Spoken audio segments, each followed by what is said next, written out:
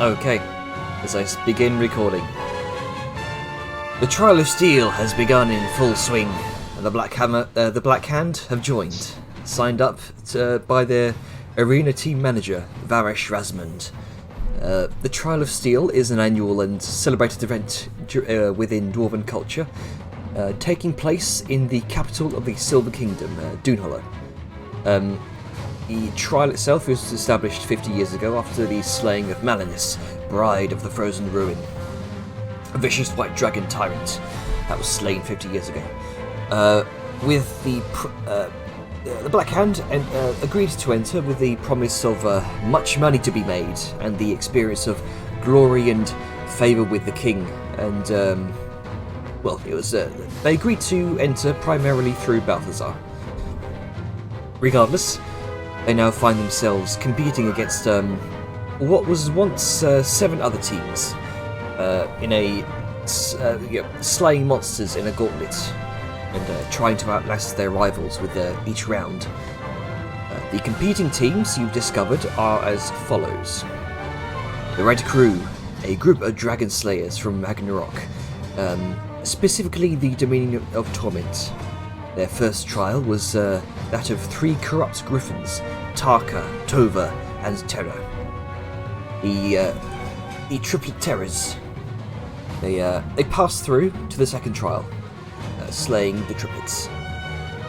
There was also the Iron Guard Mauls, a group of Iron Guard trained in mountain guard tactics and led by Captain of the Guard, Thurdrum Brasheim himself, previously met by Siren.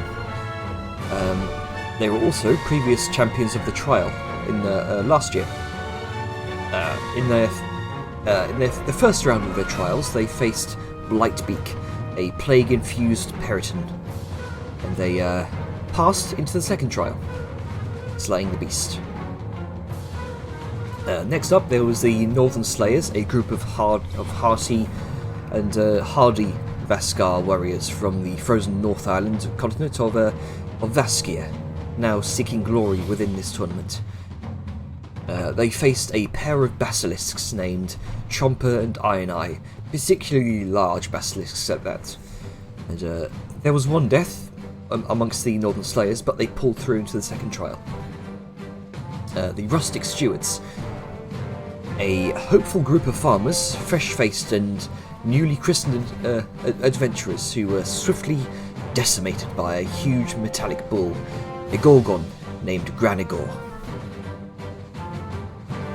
There were the Ravenfall Guild, a group of rogues and Night Stalker-like figures who roamed the streets of Langsmoor in the Carthan Commonwealth, fighting crime and thwarting underground organisations. They faced off against Arkoa, the Arnkeg Queen, and came through victorious.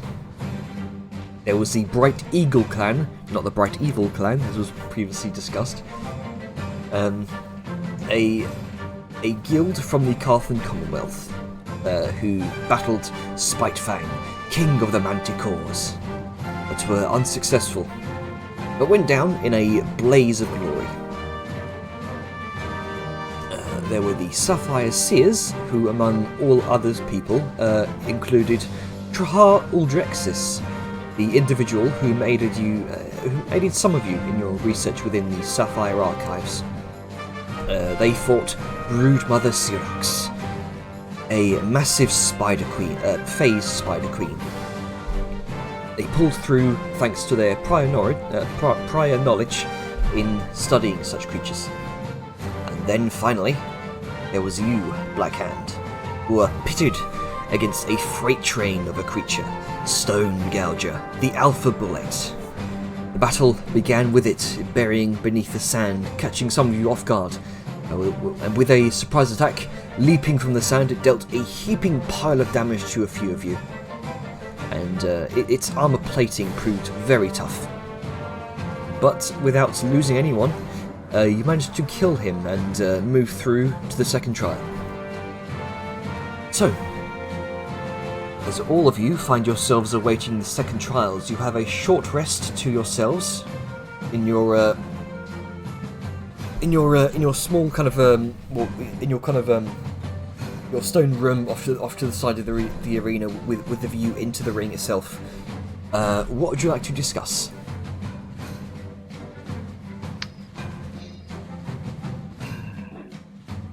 So, any plans for what we might fight next? It could be anything, literally. I'm just asking because, well, we just fought a Kronka on steroids. Well, not knowing what we'll be facing, my answer is no. I have an idea. Not die. Good, You know that is always a good plan. But we did something. Allow me to rephrase. Go ahead. Do we have any general battle plan? As in, if we meet something that can, for example, fly or breathe fire, what are our go-to options? As you say this, you do look over. There is a planning table with a small map of the ring itself, as previously described, within your small kind of a cubby hole off to the side of the ring. Nice. So, if something is flying, for example, I can try and use my spells to pull it closer, but I have to hit with it. I hope that between you and Nero, with your greater range, you will be able to start to do some damage and actually hurt it. Once it is hurt, we can start to rely on Siren to really back us up and do extra damage. We should be careful about how many spells we actually expend. I know, Nero, you have some recuperation sort of abilities, and that might do. But just be very careful of your resources. The last thing we want to do is to blow them all on a fight and need them a life or death situation in the next. I do agree.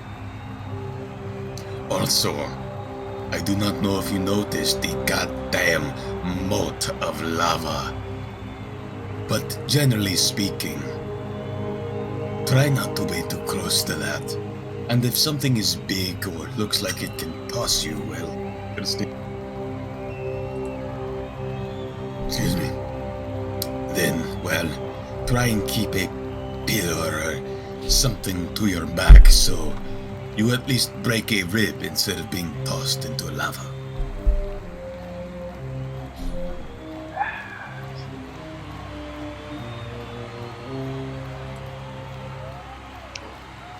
Alright, so that's for a flyer.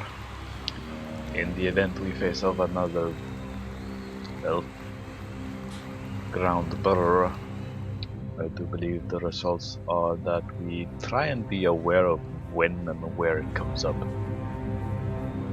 Also, likely we should try and not move too much. I would not be surprised if it reveals our movements. To actually count on it, given that they cannot see, so they rely on other senses. Yes. Some twisted sense of smell or vibrations. Well, one thing is important then. We must be very careful to keep our distances.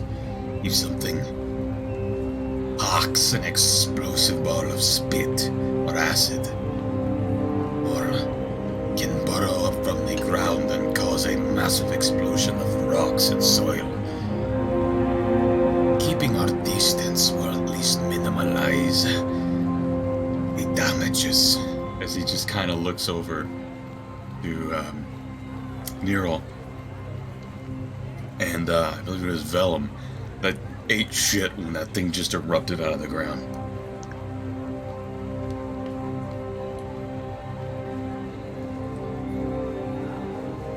I was far away. just exploded out of the ground so much it kind of flew.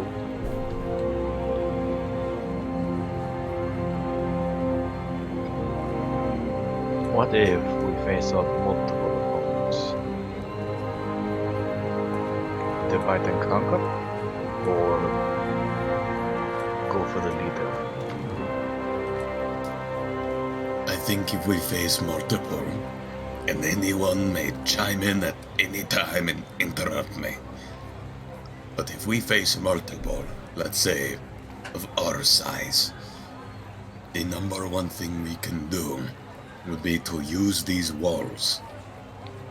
Use these walls, create a choke point. Those who are a bit more hardy, like myself or Dranka, could try and keep them in place. Vellum could go around these sides, put pressure on them, while the ranged, namely you, Salyon, and Nero, can start doing some serious damages.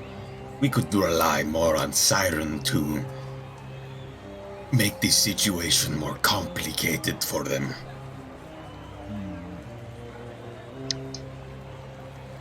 Defend and hold, I see. Good option. Though we are a bit limited in walls, although there are some.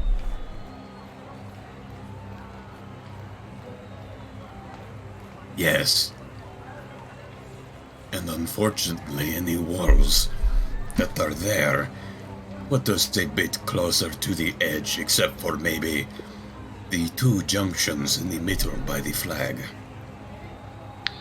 Right. At this moment, Varish chimes in. You've not noticed she's been there this whole time, and leaned up against the side of the wall. She says, "Just be warned, if you are up against any flyers, those walls will be pretty much useless." Without doubt. Also, it would be nice if you would announce your arrival. It is a lot more fun to surprise people. Yes, I've noticed that about you. Regardless, you are correct. If it's a flyer, unless we can ground bound it, well, the walls are worth nothing.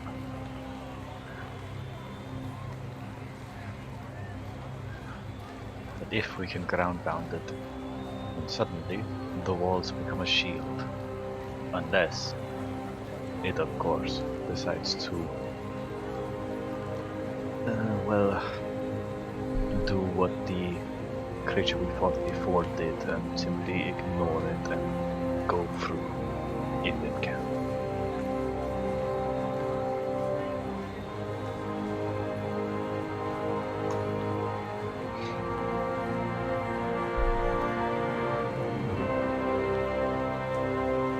Yes, well, a flying opponent is more difficult just because they have movement we don't. It really will complicate things. That's when we rely on those who can reach out and touch it, and at least do something to it like you do. The most I can do is pull it a few meters towards me. I might actually have a spell for that. But it requires that it actually binds it.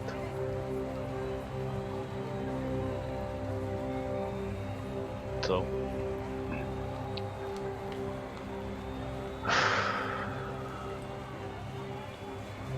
well, looks like we have our battle plans for now. Actually, there is one. In the event we come across a spell casting type, then what? Multiple of us are able to counter spells, as well as, given the amount of damage we can output, I don't think the caster will survive much longer. My worry is less of the counterspell part, but more in the sense of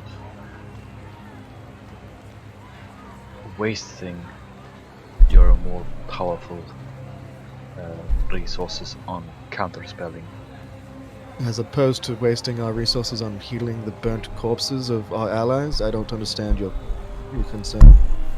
My concern is No, that is fair. if we face off, say, something akin to the Arcana Law, one who is a powerful inert spellcaster, then what? Counterspell. Can you counterspell Yes. forever? I can counterspell long enough for us to kill it, as can you. Yes.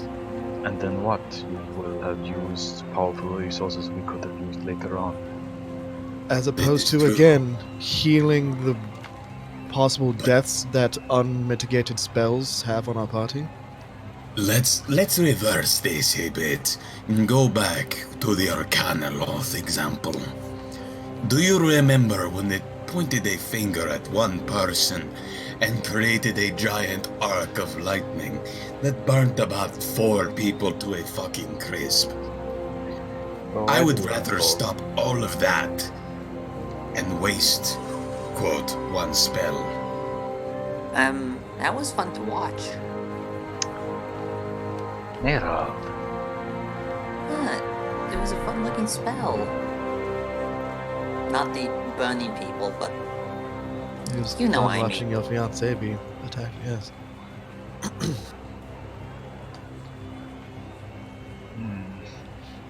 Again, I think it's better to be proactive in healing by not allowing damage to happen rather than reactive. I do agree, but I also wish to manage resources in a way that mitigates possible future injuries. As in, I mean, later I on. feel that counterspelling is mitigating a possible future injury. True. But what if we then later on, since these rests, I will argue, will be shorter and shorter, what will happen when you cannot recover? I mean, what will happen when we cannot recover from another chain lightning or fireball? Fair point.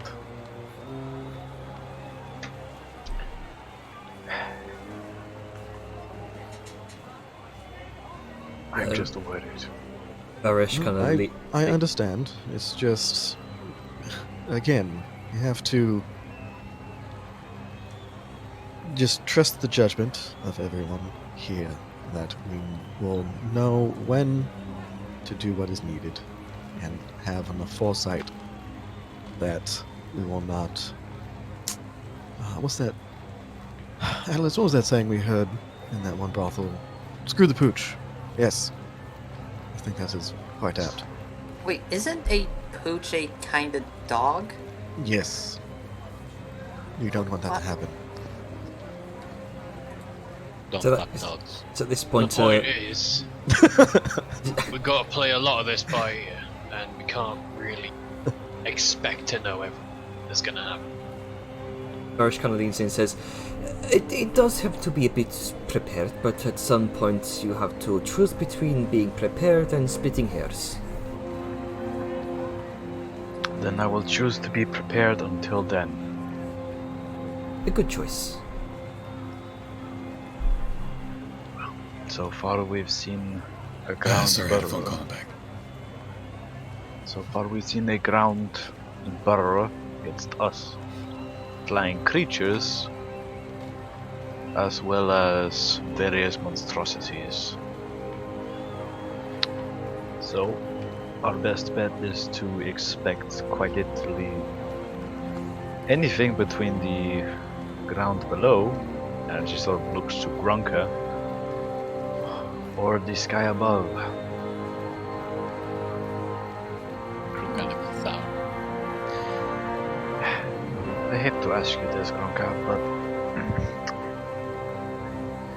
you seemed familiar with the creature we fought. It comes from the realm I'm from, yeah. Are there any other creatures from there we could possibly face, or that you know of, that could help? Everything. Whatever comes Make to mind. another nature check, Gronka. Ah, shit. Nat 20, come on. Everything down there want to kill you. I mean, 21. I mean, Close enough. there are certain. I mean, there are certain species of Arnkeg which are more subterranean than the Arnkeg Queen you just witnessed. Could quite possibly be more creatures from the Deep Dark.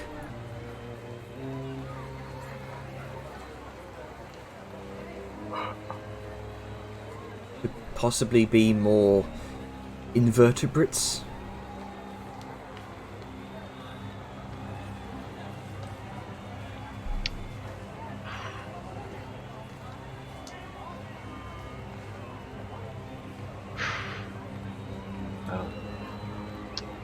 There could be all sorts in this arena. You're not quite sure. Speaking of which, It's also a very broad question. yeah, it is a very broad question. Everything in Deep Dark wanna kill you. Yeah. Speaking of which, I would like one of you to roll a d6 I shall roll it this time. to determine which creature you'll be up against in the next round of trials. A 3. Right, let me check my table. Do I get to roll again if it's something we've already fought or has been fought already? If it's No, already been I'm fought, pretty then I'll ask you to roll again. Only roll when the DM asks you. Yes, please.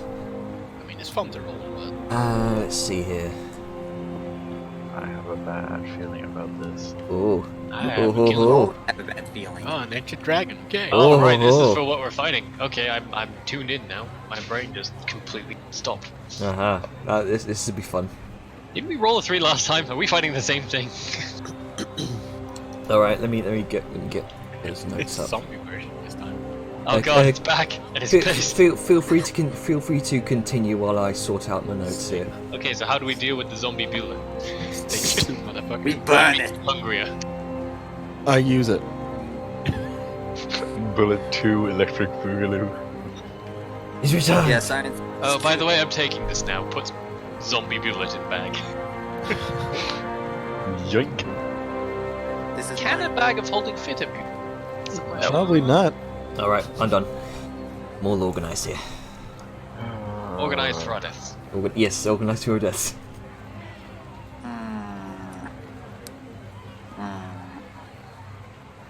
So, as you're all contemplating your next moves, you can see Varesh kind of peeking out of the side window into the arena. It says, Oh, just a creepy skeeve peeking on me. "It looks like they're just about to clean up, just about to finish cleaning up. So, wrap up whatever you have planned." We don't have much planned in terms of, besides trying not to die, but, Is everyone healed up as best they can be? I'm a bit worse for wear, but I usually try to stay out of harm's way in the back. Best we're gonna get. Does anybody need to use one of the potions? Let's say this. I might use one now, just to be on the safe side. Alright. You begin to hear How the do we crowd. do this? The crowd begins to swell once more. As once again the miniature orchestra begins to rise up in tempo once again. Is there anything anyone wants to do? First and foremost, I'd like to know which healing potion I'm picking. Which one was it we had? We have one supreme, two superior, one greater. Wait, no, hold on. Pass these things out.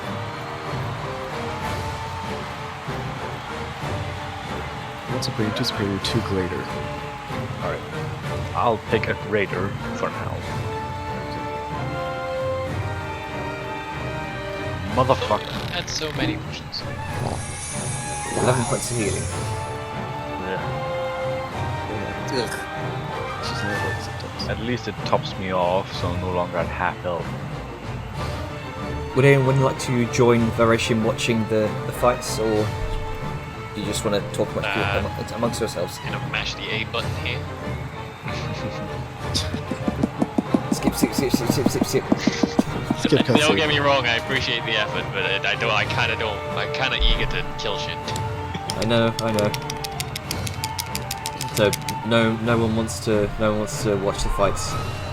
Give us the If we can get a End result. shorthand version. A strong version of it. yeah, cliff notes, just like who it was, anything made one major noteworthy and how it ended up. There you go. Everybody died. Yeah, any deaths. Yeah, basically just keep it to the bullet points of it. The bullet points. Keep it to who's fighting, what they're fighting, and How many people die? Alright. anything major. All right, I'll do my best. So, you all begin to hear the familiar voice of Darren Oakenblaze begin to ring out throughout the arena. He says, "Apologies, ladies and gentlemen, for the delay. Now begins the second round of trials."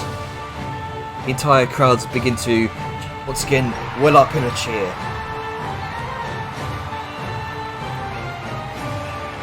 Returning to the arena, the Red Crew! Crowd cheers once again, and the Red Crew enters into the arena. All 6 of them. You hear the following. Now, what will they be fighting next? Well, there are many sayings in this world. One of which is that 2 heads are better than 1. How about 3? Of course, some say that 3's a crowd, but when you're a king, perhaps 3 heads are better than 1. New to the ring this evening, the vicious tyrant of Drothmore Wilds, King Chimera King Raidoon. You will hear the gates crank open, and a massive creature enters into the ring. Similar appearance to the Manticore and Griffin's seen previously, but twice as large, 3 times as many heads. One of a red dragon, the other of a vicious lion, the third of a giant angry black ram, and 2 enormous fiery wings spread to their full 30-foot wingspan. It takes off into the air. The Red Crew, they seem ready for this. You'll spread out into the arena. Let's see.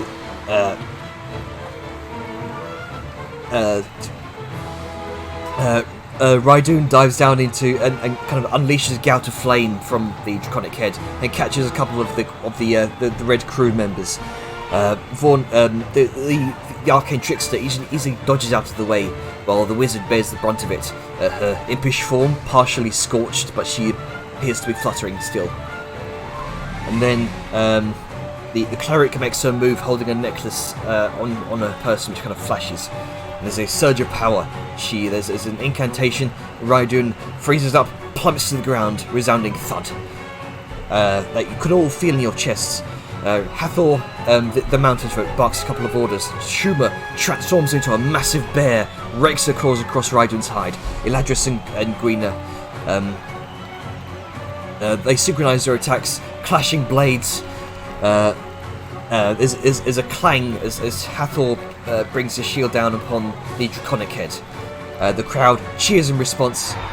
Raidoon, taking attacks from the others, he lunges forward at the small imp, who attempts to dart out the way but fails.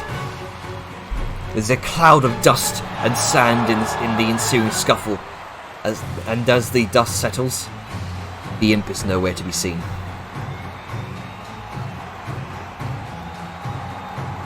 Seemingly one down. Then Raidoon lunges towards Schumer in her massive bear form, and 2 entering a fully fledged miniature kaiju battle.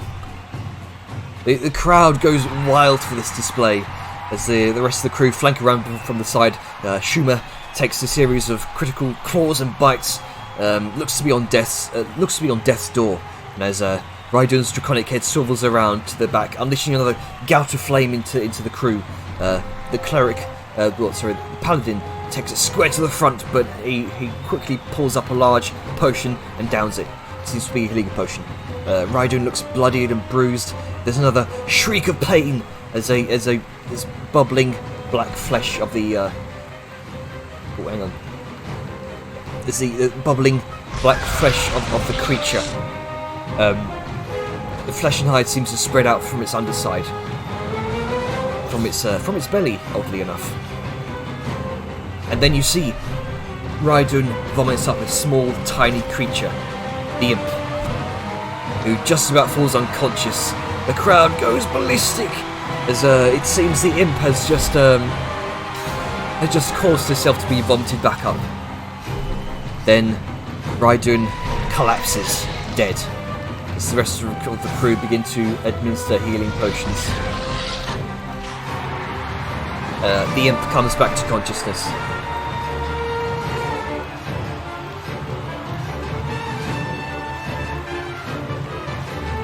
A tense fight, ladies and gentlemen, but the Red Crew once more take a victory for round 2. Red Crew kind of take a bow, bloodied and bruised, but still fighting on. They go back to their chambers, off to the side of the arena. Is there anything you wish to take note of? Anything you wish to do? Saren's going to call out, good job, and, cheer for them in demonic. Not gonna lie. I'll catcall the whistle. In demonic. I'm not Of course. gonna lie. And then Sal looks to the demons. Weren't the smaller ones in your kindness masters of the arcane? Yes. Siren, make an Arcana check, actually. Do I need? Okay.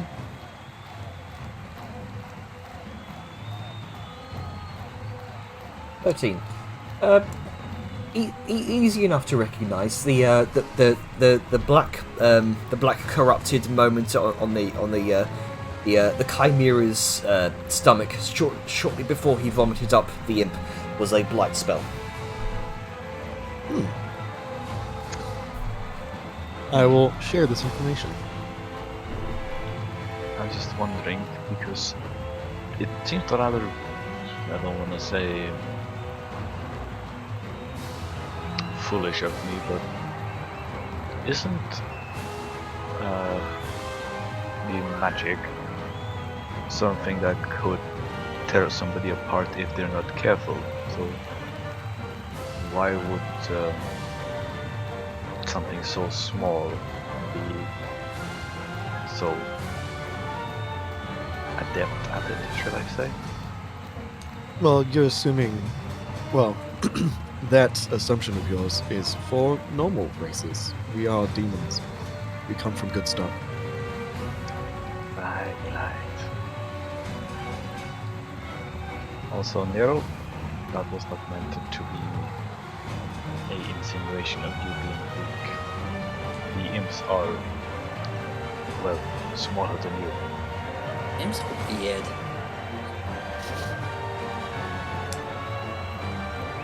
To that moment, you all once again hear the thaumaturgy-infused voice of Derrand ring out across the arena.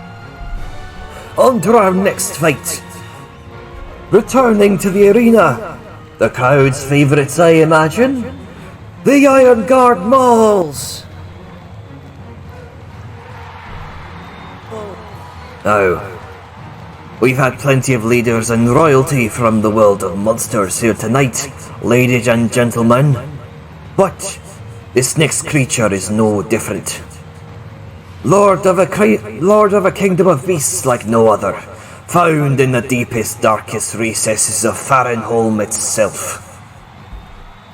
We bring to you today, King of the Kruthic, Hive Lord Unox.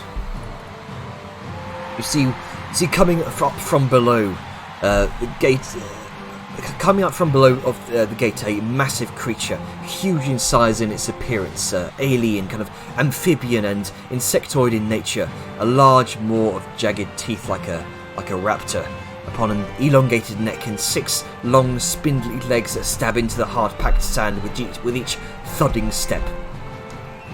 It's covered in actually, I'm gonna stick you over to the arena screen there. There you go. It's covered in purplish armoured plate-like bands as it looks upon the Iron Guard Mauls, who all kind of line up their shields in unison. And Unox gives out this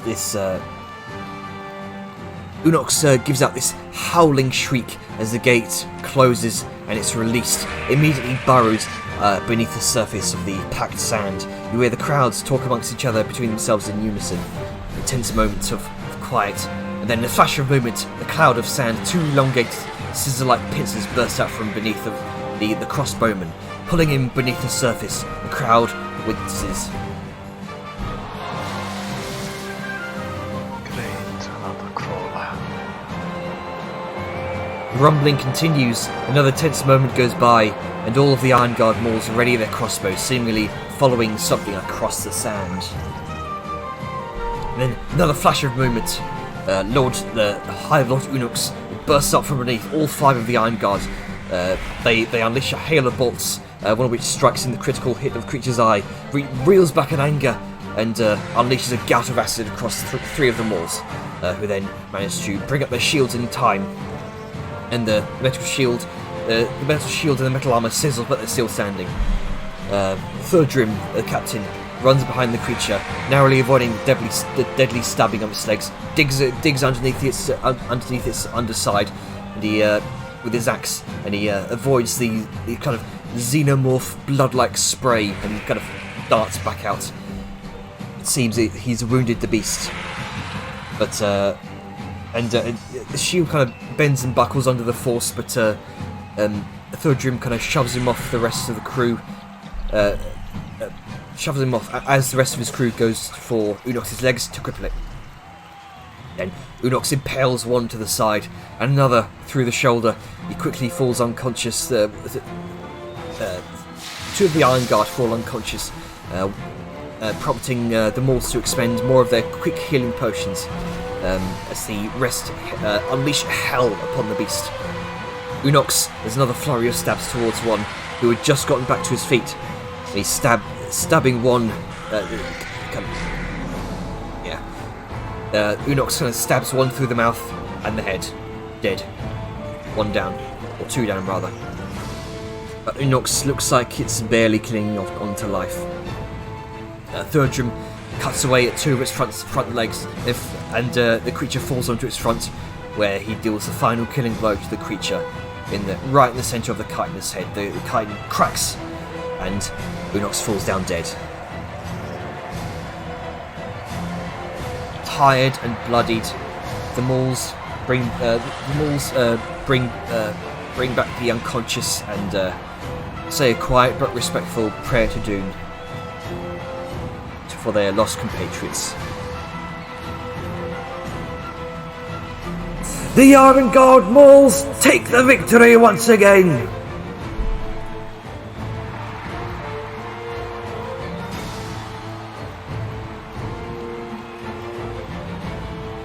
There's a moment as they all kind of drag their injured out of the arena.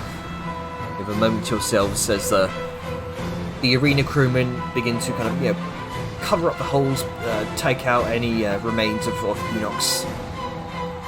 What do you wish to do? So, that confirms it. They likely have multiples of the various kinds. Crawlers, flyers. Well, I imagine in a mountain, particularly with a dwarven city like this, they probably would have monstrosities that burrow and would take dwarves as natural prey. So it would make sense that they'd probably at least capture a few of them in order to throw them in. You know, the whole we are better than the monsters in the darkness, that hunt us sort of thing. Nowhere, but it leads me to a worrying conclusion. Is the ground below us the same as the ground in the arena? And if so, what stops the creature from further in. Is it just the magic field around it that I stops would them? assume so. I feel it's be rather idiotic if they didn't take that into account. Yeah, I Take account thought of the that. flyers, why not the tunnels? I always assumed that the dome was kind of like a bubble. But does that mean that the magic field extends into the caged area? Are the creatures Yes. subdued before fighting, or then only awakened and led into the arena in the Crocky Stadium, coming into the containment area? Are you really worried about like a breach in containment? This thing's been going on for at least 50 years. It's not that I'm worried about. I'm worried about sabotage. Oh, the underdwarves. Is that what you're talking about? Or the assassin. Both are equal options in this. The underdwarves, maybe. For the assassin, I doubt that. I mean, she seems like a very smart and tactile, very focused sort of individual. I doubt that she'd try to rely on just the simplicity of, if I release this Monsters to create monster, the illusion, to rally the guard to focus on the monster containment, while and we the won't monster crowds focus on it. leading into the We're here to protect you, Sally. It's okay. I know, but I'm worried about the possibility of something like that. You shouldn't be. It's part of the way I think. I understand, but now's the time for celebration. Worry more about the creatures that we'll be facing. They're more likely to kill you. True. Saren just kind of like pats Sal on the shoulder. Like, it'll be okay. Don't worry about it. If anything, we have scrolls of resurrection.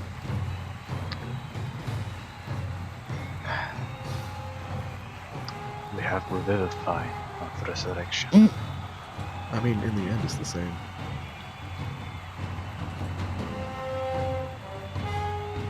At the moment, Darren's voice rings out across the arena as the arena is gradually cleared of the previously slain monsters.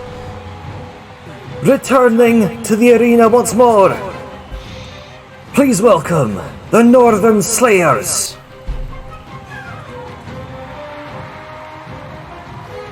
The group of Northern Slayers once more come into the arena. 5 of them now.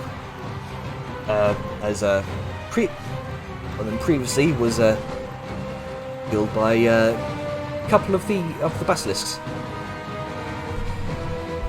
Now, some of you might have heard of a massive creature as long as a dragon that prowls the white wastes. It burrows in the ice, but has a heart of fire.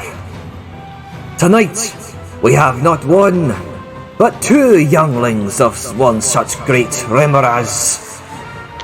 And they're hungry. Fuck Ramirez. Say hello to the twin terrors, Tikal and Thor. Why did they just tinkle? Probably something in Dwarven. Tikal. Oh, Tikal. I also realized I just said probably something in Dwarven as if Siren wouldn't know that. Don't worry about it. Don't worry about it.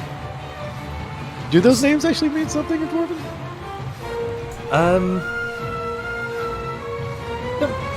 You can say no. You can say no. It's fine. No, not necessarily. You gather that throughout this arena fight, they're mostly named for style. So, emerging from the portcullis are 2 large centipede-like creatures, blue-white in hue, and glowing spines of fiery orange. Large frills decorate an elongated neck, kind of topped with a chitinous head, and also then topped with 2 long antennae. 2 pairs of multifaceted eyes glance around hungrily at the group of slayers before them, and the gate closes and they're unleashed. 2 of the slayers, larger fighters, kind of slice their hands with their daggers and hulk out into the two massive bear forms once more. They're becoming massive werebears. The two pair off against Tikal and Tor, who are much larger than they are. One of each archer follows suit with a single remaining barbarian focuses his attacks on Tikal, the larger of the two Remrazes. And it's quickly revealed that the blood of these creatures is superheated, causing a great number of Northern Slayers to be scalded with the heat of their innards. One of the werebears takes the brunt of the damage as the archers fire from afar, which is Tikal chops down on one of the barbarians, kind of flinging him inadvertently towards Tor. Tor sees this, bites down onto the man with a sickening crunch, finishing him off. 2 of 6 down. And attracted by the sight of the gore, Tikal and Tor gather in one place to feast, but Tor takes an arrow to one of its eyes and shrieks out loud. The archer has gotten both of their attention. The archer quickly runs and ducks behind a wall, but it's too late. They're on his tail. The first flurry attacks from Tikal misses him, but Tor, with a series of bites, seals his fate. 3 of 6 down. They are on the warpath. The two werebears continue attempting to rend them from behind, attempting to tear their attention away from the archers, but it's too late. Their hide is too rough. It's too tough. It's then that Tikal, angered by this, sprays a gout of boiling spittle at one and setting fire to the werebear's fur. He looks burned and singed, but he's just about holding on with a surge of as a surge of adrenaline overtakes him. The bear's paw comes in with a fist, caving the creature's head in, and Tikal falls dead in the sands. But the flames claim the werebear's life as well. 4 of 6 down. It's 2 versus 1. Tor lurches towards the final archer, who peppers it with 3 arrows, then dodges the first 2 attacks, but he's caught in Tor's jaws with a final bite, and his upper torso is severed, and Tor gulps it down. The legs falling to the sand. 5 of 6 down.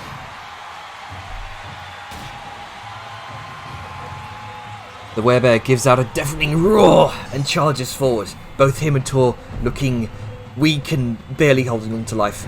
The werebear grasps his arms around Tor and just body slams him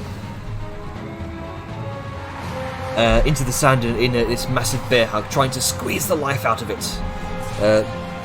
This provides Tor the opportunity to do the same, and its centipede-like body coils around the werebear to constrict him. There's a moment of tension as both wrestle on the floor, trying to see who'll give up first. Then you hear a crunch, and the bear goes limp first. Tor attempts to devour the werebear, but it's too weakened to do so, and it falls unconscious. There's a moment of brief moment. There's a brief moment of mourning here, as the crowd briefly falls silent and then erupts in a cheer.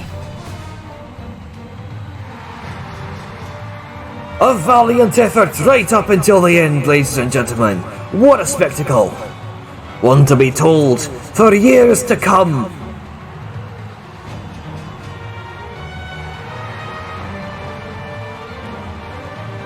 There's a brief moment as the helpers around the arena, some of the various guards come in, take away the bodies respectfully as much as they can, kind of clearing away the bodies of both Tikal and Tor, the 2 Remrazes. So you have another brief moment here. Is there anything you'd like to do?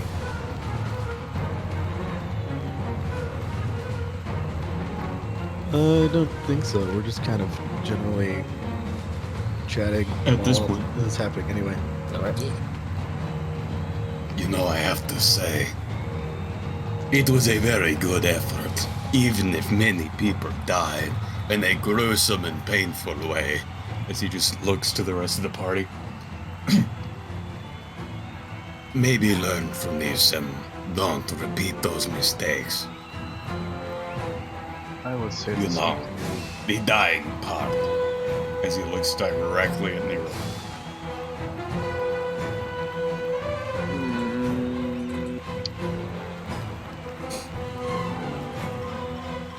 Okay.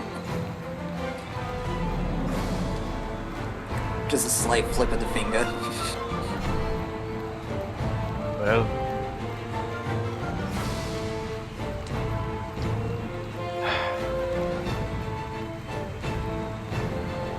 we should at least try to, well, as you said, avoid dying, also weigh the option of the flag.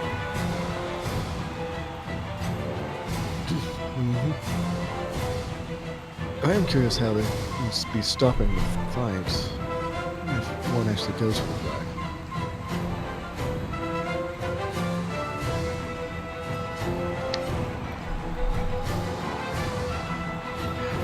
I can only assume with about equally as strong magic as the field around the arena. Awesome.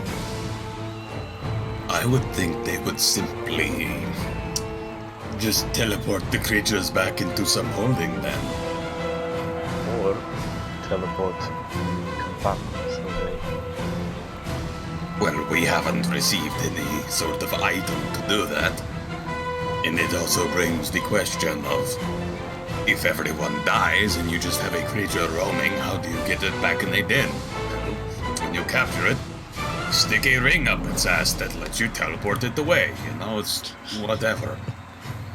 I doubt that. No, Okay. they would simply knock it out. Just shove a magic item up its ass. Ah, yes. The creature that could defeat a team of well-known dragon slayers and heroes can just be knocked out like that. Are you familiar with the sleep spell? Yes. Now imagine that, but on the level of whatever field they have around the arena. Would The that sleep knock it spell out? the sleep spell is notoriously Unreliable. yes. All I'm saying The thing is, is, what if someone, I don't know, raises the flag? If, say, Nero was the last survivor of the bullet, I'm pretty sure that the bullet is a bit more fortuitous than Nero, and she would fall asleep first, and maybe that would be enough that it doesn't. And now it can just eat her unconscious corpse. I use you as an example, Nero, not because there's anything wrong with you, but because you're the smallest. So don't take it to offense. considering all fighting these possibilities. I imagine that what's likely the case is that the flag itself is somewhat component of a ritual, and when the flag is taken down or activated, that it completes the ritual. And I would probably say that either restrains everything within, or just as Balthazar suggested, teleports people or creatures out. Likely. It's at that moment that you all hear the rumbling of the large stone mural begin to crank downwards.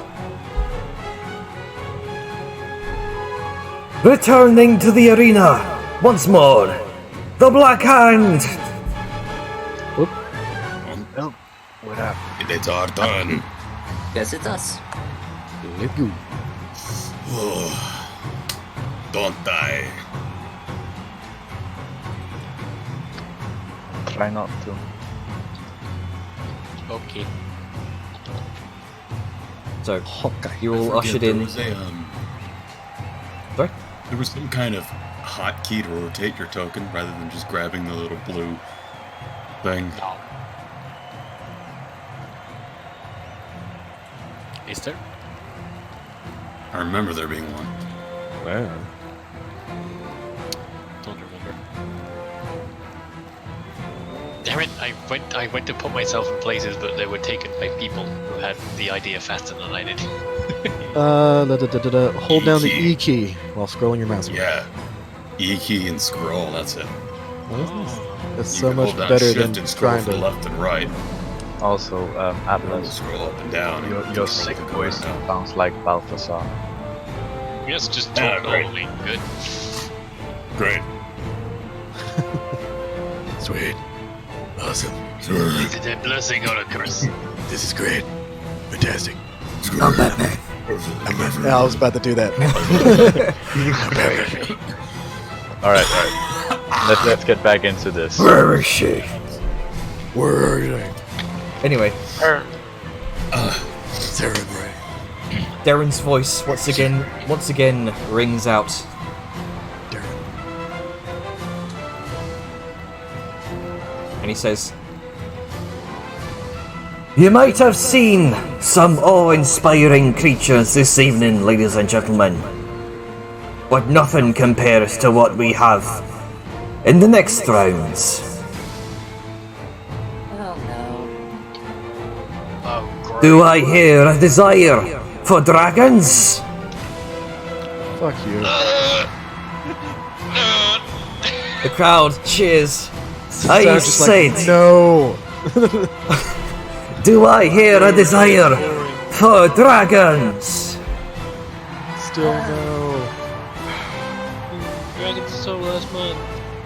We've already killed one. We don't want to kill another Open the one. gates and give a warm welcome to Tirak and Sirok, Oh god, two of them. the twin wyverns. No, it's just Wyverns. wyverns. They're just Yeah, dragons. but it's just wyvern. Hey, Grunka, stay away from the flag. It's just wyvern. It's just fucking wyvern. The portcullis is cranked open, and immediately, two fast shapes of copper and silver dart out at lightning speed into the arena, completely snapping the iron chains before they even have a chance to be released. The gate That's nice. The gate slams closed. You see two large winged creatures flying out, landing, kind of perching themselves on top of the two pillars nearest the portcullis. Oh dear, how high is this wall I'm by again? It's shoulder height. Okay, well. Oh, that's one of the ruined ones. That's at waist height. Oh, good. Even better. Can I reposition myself, perhaps? It's already done. Ah, fair enough. I should have asked sooner. Something. You see two heavily scarred and war-torn wyverns, both hissing and clicking at each other in sort of rudimentary communication. Then they both look over both of you, all of you rather, and give out a shrieking roar. You go, I'm sorry, I can't do creature voices. What? No, it's okay. Wait, yeah. Sorry, You sound like you were dying. yeah. I'm sorry. Disregard that, please. Disregard that. Hilarious that you built them up to these incredibly intimidating things. Fuck They it. just Disregard it, non-canon.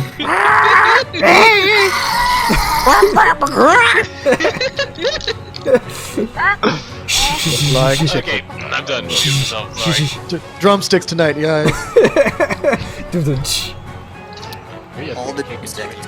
Anyway, Neril, you briefly understand you do sort of understand the language. It's very broken Draconic. And it's, Oh, then I know it as well. Very broke. Mom's very broken. oh, hang on. Or is the kobold? chicken. Shush. Big chicken.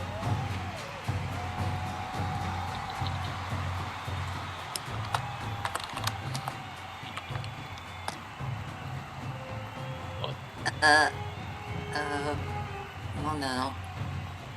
Yeah, stay outside. You gather these creatures, this sort of rudimentary communication with each other. You gather these are fairly intelligent for wyverns. Wait, can I tell if they're talking about me or are they talking about Grunka? You don't know? Venomous warned Nero to stay out of sight anyway, just in case. I'd like all of you to roll initiative, please. I would love to. Don't forget to select your tokens. Very important. Will it be advantage this time? Oh, good, I'm at the bottom again. 20. Okay. Can I stop rolling in that one on my initiative, please? No. It happened in the last fight as well. Too bad. And I'm Guys, in front as well, at a waist-high wall. That's grand. I think they're planning on either eating me or Gronka. I don't know which. Either way, they're smarter than you think they'd be. Okay, Because- since 20 is both of their rolls, since they're both wyverns, I'm gonna modify Dex that. tiebreaker. Dex. Well, no, they're both wyverns, so they still have the exact same dex. Yeah. Of nothing. You should just fucking pick them. You're the DM, you can do what you want.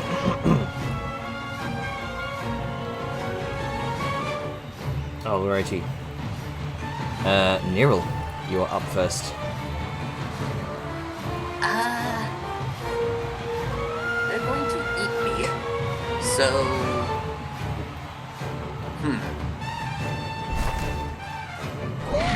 That doesn't help. That's what I they were guess supposed I'll to do. Now 15 will hit. 15 does hit Oh, 15 does hit. Yay! against who? Tirak or Sirok? I have a better view of Tirak Alright. without having to dip out my cover. So for 15. No, It takes- for 12 fire damage. 15 12. to hit. Minus. There we go. He watches it scatters across his hide. It seems to singe some of the scales, but doesn't seem it doesn't seem to have hurt him much. It definitely took the damage. Though from what you can gather, he is by no means he's by no means resistant. It seems these are simply very hardy creatures.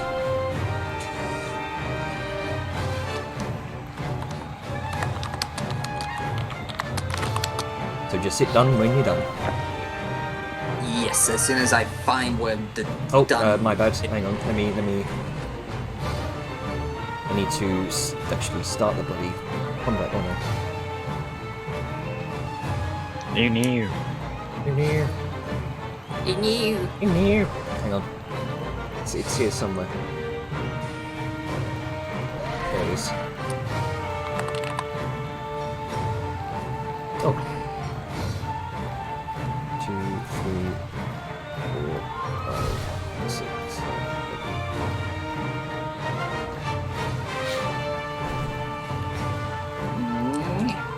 There we go. Wait, it went back to me. There we go. Go. So, let's see. Which one did Nero hit? The Styrox or the Tirak. Tyrak? Okay. By the way, Jenner, T-Rex on the turn order twice. Sorry? T-Rex is on the turn order twice. Oops. Double Oh zero. yeah. Double Tirak. And so is Sirach. So is everyone. And Velen. Twice. And everyone, what the? I was gonna Ooh, say, that was weird. I Okay. did my turn and it went back to me. Imagine when you started combat, it automatically rolled Yeah. initiative for all of Okay, us. there we go. Yes, I definitely have 5 and not 4. How high up are they? Oh, hi. The pillars themselves are about 15 feet up. So they're about say 20 feet up, being large creatures. Alright. We're just gonna go up there, he's gonna rage, and he is going to throw his. Axe. Yeah, the X. Yeah.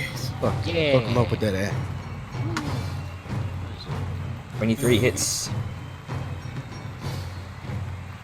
Yeah, So actually, can I do reckless with this? Oh, you're right. Reckless, I think, is only melee attacks. I think it's really. Isn't a thrown weapon technically a melee attack? You No, make it because first. it's thrown. Check the item description. You can throw a set opposite attack and fist. When you make your first attack on your turn, assign attack recklessly damage and given that as a melee weapon attack bonus and strength. Okay. I mean, I think a 15 still hits though. Yeah. 15 hits, yeah. Yeah, I that's, might want to pause the timer because it's still going. yeah. I mean, it's 9. So it's 11 damage. I guess, right? Yep. So, Right. You also get a flat +2 bonus in attack and damage rolls with the weapon regardless. Yeah.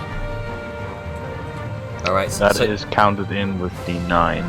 Ah, good. Because it returns, you can throw it again. Yeah. Fucking yo-yoing. 16 also hits. It's against Styrox, by the way. Oh no, wait. Nah, never mind. We can do T-Rex. It doesn't matter. Else we'll take them down. Yeah, focus on one. Yeah, let's focus on T-Rex. Alright, so you take your axe, throw it, you watch it clip the side of his wing, some of the membrane severs, and it comes back to your hand. You throw it once more, and this time it careens across his neck, digs deep into the scales, but doesn't seem to pierce the flesh, but it did do some damage. Nice. Okay.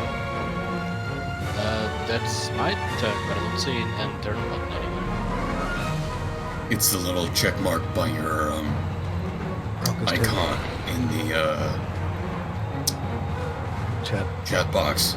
Atlas, you're sounding very Solid Snake right now. I know. There we go. Brace for impact. Alright, so immediately, let's see here.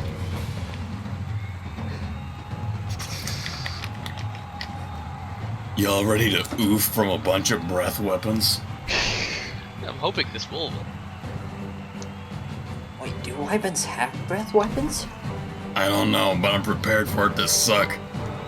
There's one way to Oh find no, out. I sense a light attack coming. There is both of them immediately just take off from their pillars and head straight towards Neril, Oh no. careening Like, around you the have to arena. talk shit. It's going to make a grapple attack towards Neril. Sirok is.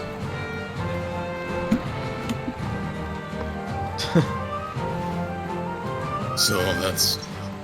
Do they have a bite attack that grapples, or are they doing an athletics to initiate? Trying to not a bite attack. Not a bite attack. Okay, so it's an actual grapple attack.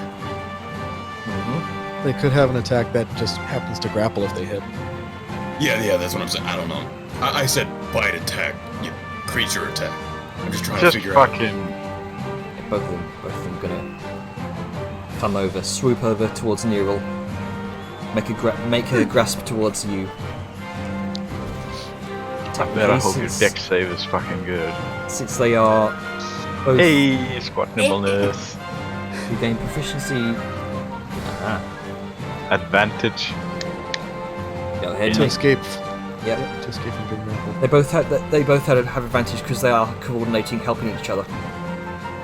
So they get advantage to try to grapple me, but I also get advantage to break out. Yes. Which negates that nobody gets anything. Yeah, it's Actually, just no, they still get advantage. It's just she gets advantage when she's trying to escape. Yeah. Not, So Yeah. it's Oh, advantage so it's not to versus resist, it's only advantage. to escape. yep. Ooh. Oh. So I guess they have to roll and I have to try to beat what they roll Yeah. With advantage. with advantage. Both Wait. of them. Hmm. Both Two. of you have advantage, so it's literally who Yeah. can Yeah. roll the highest. Yeah, pretty much. Go ahead and roll either it's athletics or acrobatics, I believe. Let's see. Correct. I got the Dexy one of these being small gold. 17. Oh. Ugh. Sirok is the first to get to you, and swipes at you with his claws but misses. However, Tirak manages to grasp you up in his claws, and both of them take off flying. About up, we'll say. Well, I know one of them moved like 75 feet to get there. How much more did they get? Let's see here. He moved. See that was like that. Excuse me. So he's got 10 feet left. They moved. They didn't move in straight lines. They did not. No. He went like sort of like that. Yeah. So Like I said, I was watching. It was 75 when you ended. right. Okay. So it's Sirach, I think, was 65. 65. Yeah, this was Sirach. 65, 52. We'll do some math. Okay. So So we went like. Yeah, he did a little. A little bendy. So, Tirak is going to move up about 10 feet up off the ground, since he has that much left. Oop, that's not. And Sirach is going to fly up 15 feet.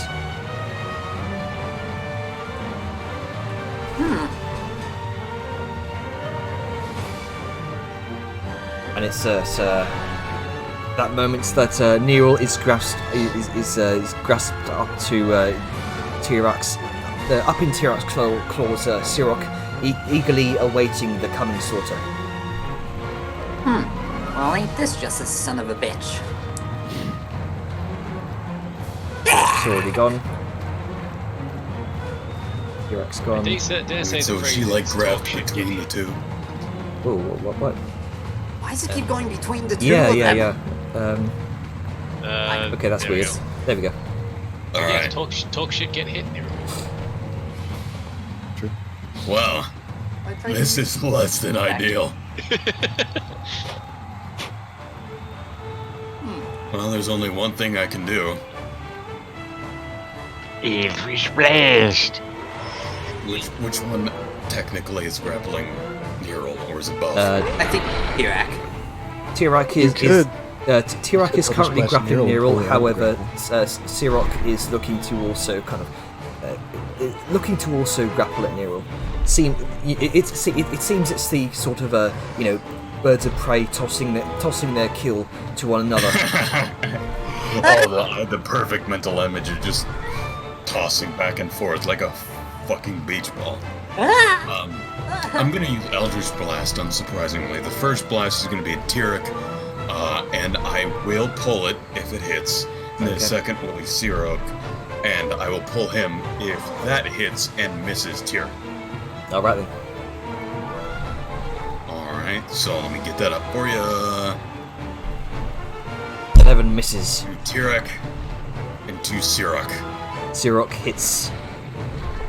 He's pulled 10 feet towards me. All right, so that would be like 5 feet down and 5 feet towards you in a sort of diagonal. More or less, yeah.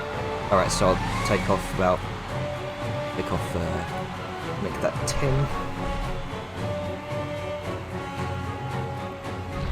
You watch as Sirach sort of bumps into Tirak as you kind of forcibly move him down. Tirak kind of growls and roars and hisses towards Sirach, and they both sort of gnash at each other, both with Neril in their grasp. And that is the end of my turn and button. Okay. All right. Sphere of manipulation. I mean, I could, but Neril can't get eaten if there's no Since- Neril. that's true. Siren's just gonna be like, and she is going to reach out and touch somebody with the slow spell. All right. She's gonna get both of them. It's a 40-foot cube, but it's up in the air. And she will specifically target the two wyverns. Okay then. Oh shit! We're now concentrating on slow. Oh, I automatically adjusted it. I didn't know it did it itself, so I actually have 2 third level spell slots remaining. They have to make a whiz save of 17. All right then.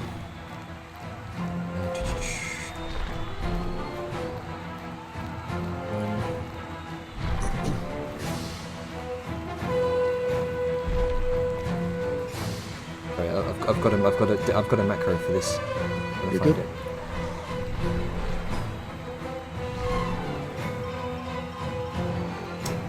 Oh, where did I stick it? Up your bum. Brilliant. No. Sorry. Need to keep it professional. Yeah, it's D&D. You don't. True.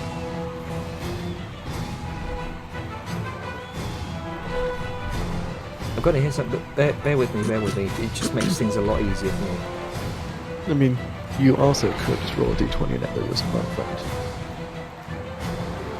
If you want.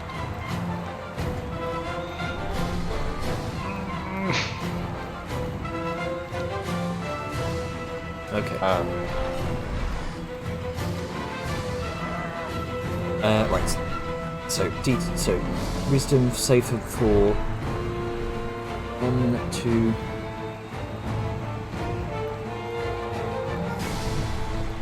What is your save again? What's your save? 17. All right. So Tirok saves, but Sirok does not. And So Sirach, speed is halved, can't take reactions, can only use 1 attack regardless of what it can do. Can't take action and a bonus action, and a -2 to AC. all right then. Let me just put that on there.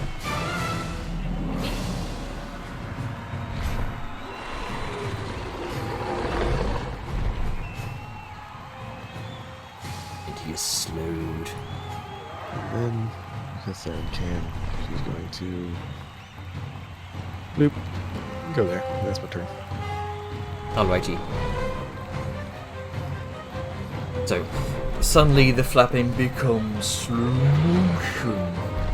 There is a slow motion hiss from Tirok towards Sirok, and you,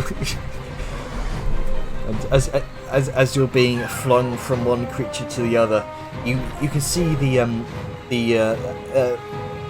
talons of Tirok begin to slow as he kind of pulls you back, ready for another throw.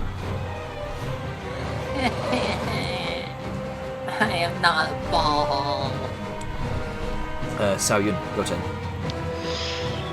Right. Shit. I want to say bullet time, but that means something else now that somebody has been slowed. Yeah. Upon seeing where Nerold is being held, Sao will try and divert the attention of the other one. So trying to. So you're trying to taunt one of them, yeah? Yes and no. I'm literally gonna try and shoot it in the ass. Alright then.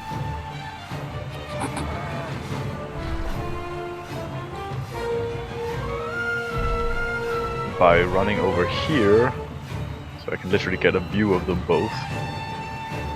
And I'm gonna shoot, well, one of them.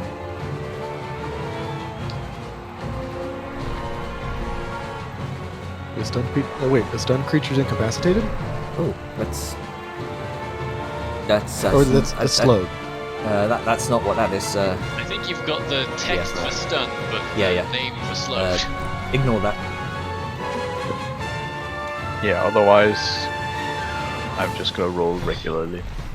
Alright. I only have 1 attack with this gun, but... I'd say that's a good attack. Against who? Sirok? Yes. Alright then.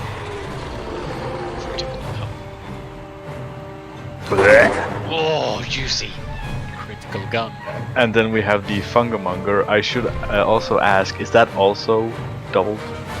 It's a crit, man. You double, you All max damage all the attached. dice. Alright, I'll need You think you max the first dice, Maximum, and and then you roll again. yeah, maximum, then you roll. Also pause the timer because it went. So that would be You Then have I'll 12. 10 plus 24. So that is 26 plus 23, that's 41. Oof. 49? No, you're very much shortchanging yourself. So you roll the dice once, and then you add the maximum damage that the dice could do. So Alright. it's 10 plus 24 for the Thundermonger.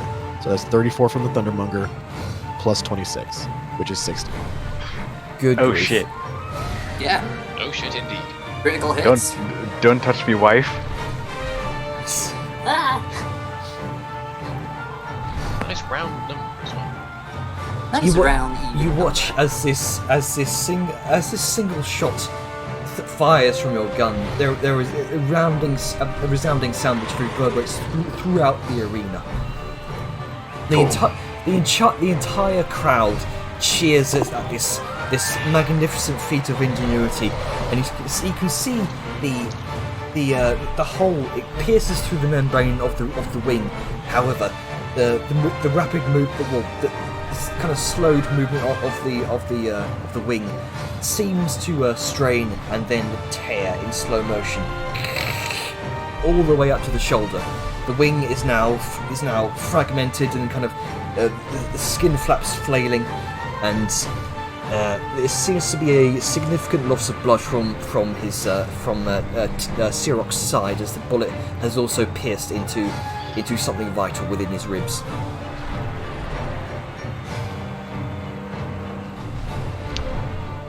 Meanwhile, as Sao literally watches this happen, she quite literally shouts towards the thing, "Don't touch my fucking wife!" Did y'all get married yet? Or you're still fiance? Still fiance. Okay. Fuck up. Sayun, Siren asked this out loud. Okay, so Sayun, because I'll say because you rolled a natural 20 on that, I'll allow you to make an intimidation check as well, just to see if you do draw Siroc's attention. Thank fuck for natural proficiency. Be careful, it good might be old too Morkism. effective. He might want to run away from you. Though you did, Superiority. though you did do significant damage to Siroc, he seems less ready to engage you, more ready to fly further away from you with Nero in his claws. What happened to the last creature that tried to fly away with one of the party members? I got It fucked. died. The Wyverns don't know. Repeating history. Hold on. Anyway, yep, all done. Go ahead. Yes. My turn. So, I know Balthazar's gonna try and pull that guy over, and Sauer's probably made herself a target, so I'm gonna skedoodle over to here. And still one-handing my sword and get one of my spears out. Your javelins. There you go. Sadly 11 is a no. Completely misses, glances off the hide. The tail kind of swipes out of the way. Who do you attack? Oh, sorry, I meant to attack Cyril. My brain With- was not With a thinking. -2 to AC, would that hit? That would just barely miss with a -2 to AC. Well, worth trying at least. I could do. Yeah, I could do. I have extra.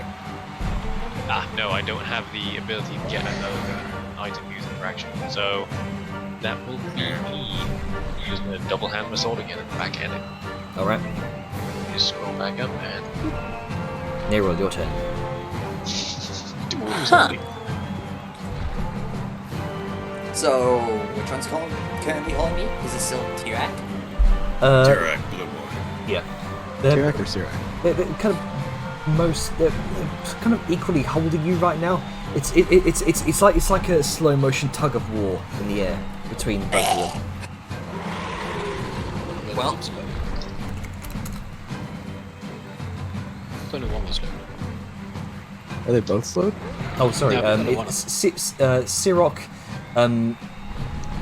They're both kind of tugging of war you, tug of warring you, but Sirok is currently losing the battle because he is slowed. okay then. So, I'm going to the one who's playing me most and winning, Tirak, is gonna get some shocking touchiness. Alrighty. And I forgot to turn off advantage. So that's only a 25, which will hit. So 11 points of shocking damage.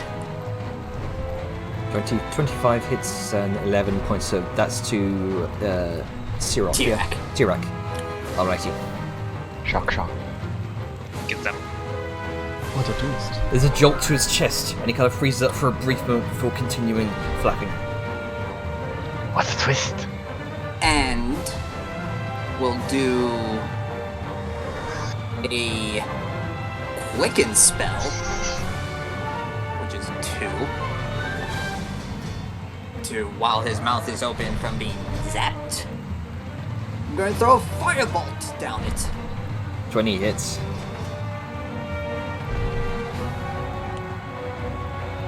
Zap. You lunge your hand forward and send out a large night fireball down his throat. There is a short kind of careening motion, and the fireball kind of explodes down his throat. There is a gout of smoke which comes out of his mouth. He coughs up some blood. He's still hanging in there though. And to break free from a grapple is an action, right? Or does that count as a movement? It's an action. No, that's an action. Yeah, it'll be an action. You've expended Unless your you're a action. rogue. Alright. Let's see here.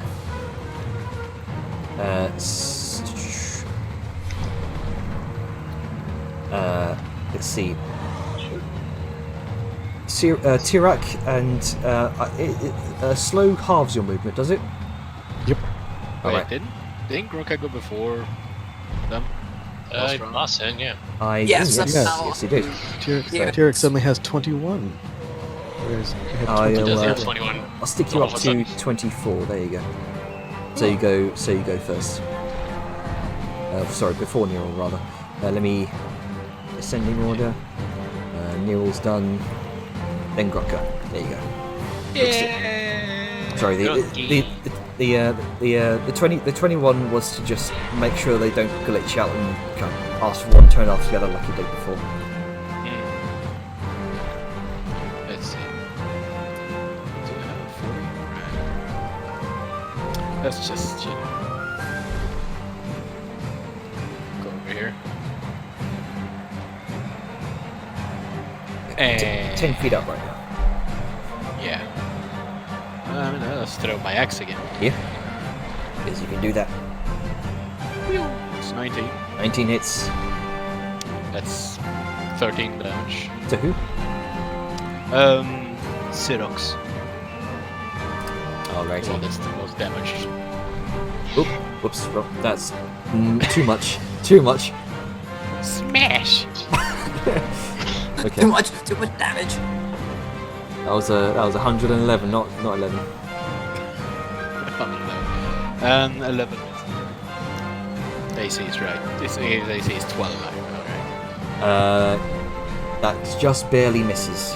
Yeah. That's my turn. First one strikes him in the side where Sao Yun shot. The second kind of glasses off of the wing as it kind of flaps and just sends it off careening off.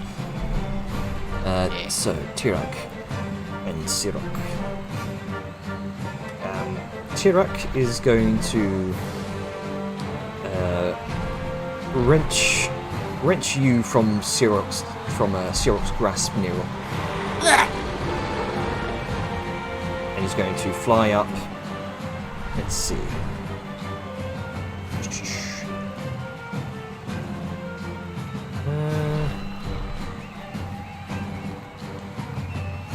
It's going to fly up about 40 feet. And about 40 feet this way.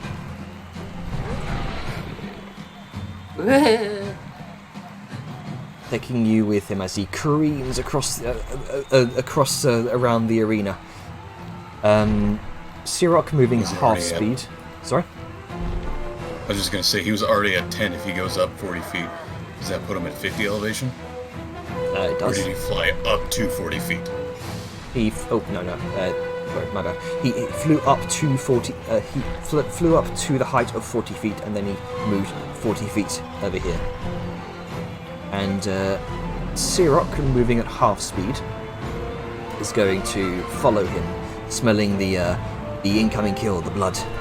Going to move up only about 20 feet. 20 feet that way. So he's currently far below Tirok right now. And let's see here. He's going to make Tirok is going to make 2 attacks against you, Nero. Okay. Stinger and a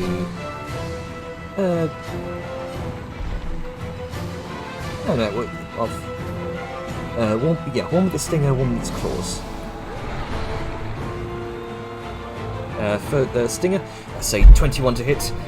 The stinger the tail kind of whips around, kind of slashes at your back as you're held by your arms in its claws. Shield! 20. Oh, okay then. Is it enough? It pushes me up 22. Oh, nicely done. Alright then. The claws are also going to come in for an 18. Jeez, that's it. I do believe shield is still active, or does it go away after Shield one goes. attack? Lasts the whole round. Yeah, it lasts until the beginning of my turn. So, would the claws hit it, or let me just trying to refresh. It's been a while since constant D&D like this. Until the start of your next turn. All right. Yeah? Until the beginning of my next turn, my AC is 22. All right. So the claws also kind of bounce off the shield as well.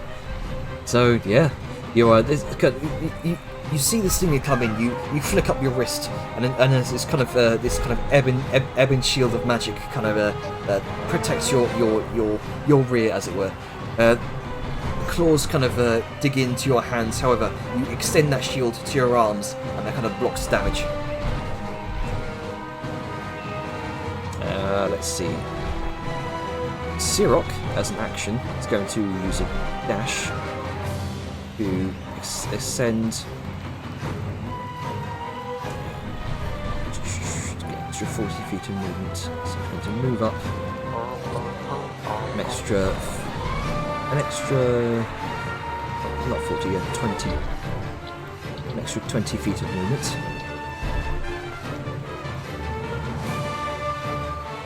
So that will be at 40 feet.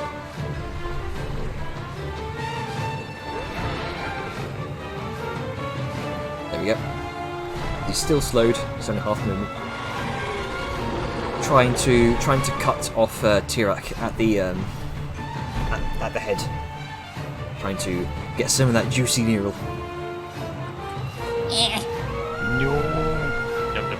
It's going to be their turn. And at the end of Sirach's turn, he's going to make a wisdom save. It's slow. It's a 13, does not save. So, Balthazar, your turn.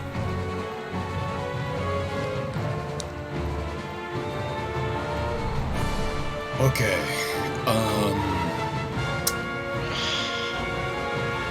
There isn't a whole lot I can actually do.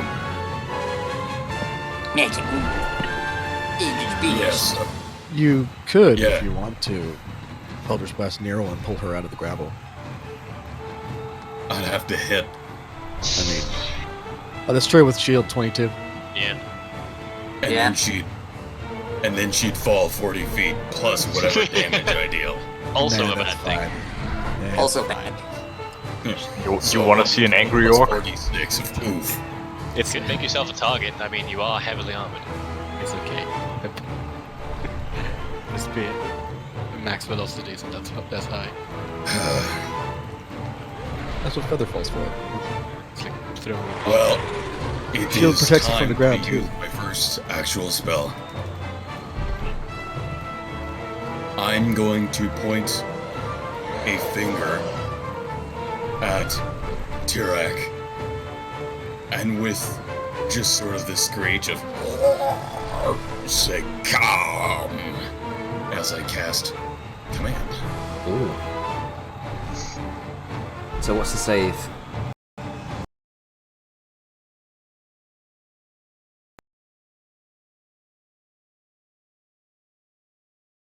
Everybody has a fucking higher spellcasting And I DC am than me. using my packed magic slot to do this. Okay then.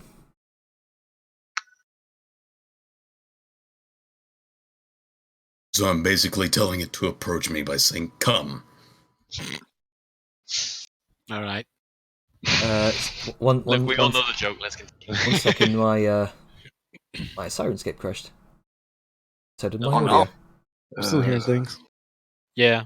Yeah, It same. stopped. It stopped for a little bit, but then it continued. Yeah, that was just me It's trying my to fix turn. So since the thing's still going, I'm gonna do my turn. Yep. That's all I had. it. Okay, so wait, And then sorry, what was the wisdom save on that? That was 15. 15 wisdoms. Okay, so against Tirak, Because that's the one holding her, right? yes, wisdom save. That's an 11. All right. So on, let's see. Let me see if it's its turn. And it does this. Because I want to be really sure.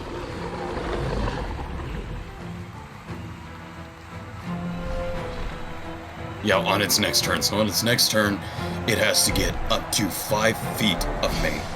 Right Okay. next to me, if it can. If All it right has then. that amount of movement, which, with I assume 80, it should. All right then. 80 feet of So, Siren, Line. go ahead, your turn. Sorry about that. alright. Siren is going to just going to check this thing just because.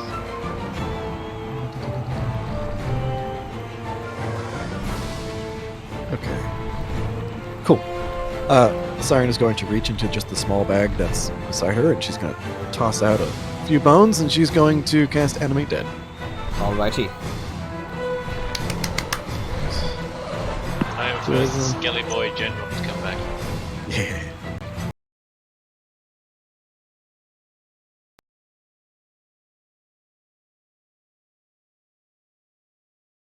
Instead of zombies.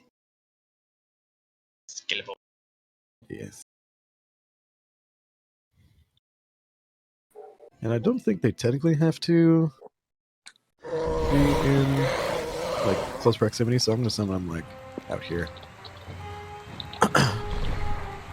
And they are Archer. Boop. And they gonna attack. They gonna attack them motherfuckers.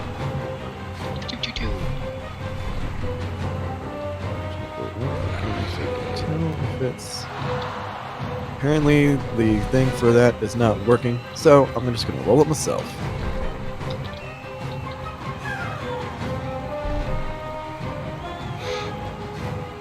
Okay, so the 19 hits. A 9 does not. Oh, hey, we can probably take these until the next round. Guys. Oh yeah, definitely. 5 damage to King Tirak, and then Siren is going to just kind of be like, cool, good stuff, and she is going to enjoy maintaining slow. That's my turn.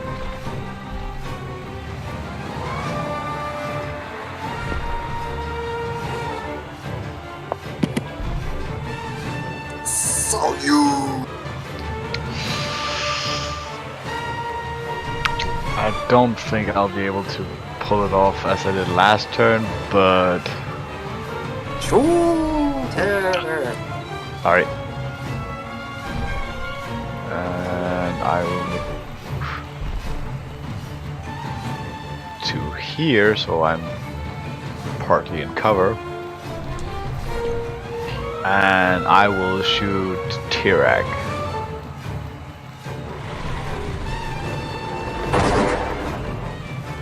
That also hits, I assume. Right? Yeah. At 21? Yep. I imagine it would. Its AC is quite low. And Thundermonger. Jenner seems to be. Oh, there's Jenner. Hello again. Having mic issues, I think. Janner, are you still alive?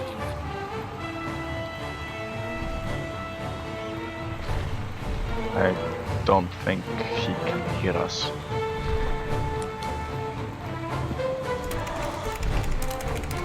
Oh, there's lit up and I hear typing. Alright, Testing. you can hear us. Testing. Yep. There we go. Okay. Yay. That was weird. There My, we go. my thing crashed. But yeah, 21 hits for 12 piercing damage, and then 14 thunder. Yeah. Good grief. The shot pierced through his side. There's a brief jolt of electricity throughout his form. I'm dead there. Shrek. Bellum, your turn. Right, so, summon. Here. I'm technically relatively underneath, so. It's 40 feet up in the air. Yeah, I know, I'm just taking the range of my spear, that's all. I would get disadvantage. So, what I will instead do is I will be ready to catch Neril when and if she falls. Okay. So that's a readied action. Basically, Nero, your turn. I'm going to try to get loose. Okay, make your escape check. So contested, 15 versus 18. Oh, You're still grappled within Tirak's claws. Okay, now to see if I have anything I can do without spending more points.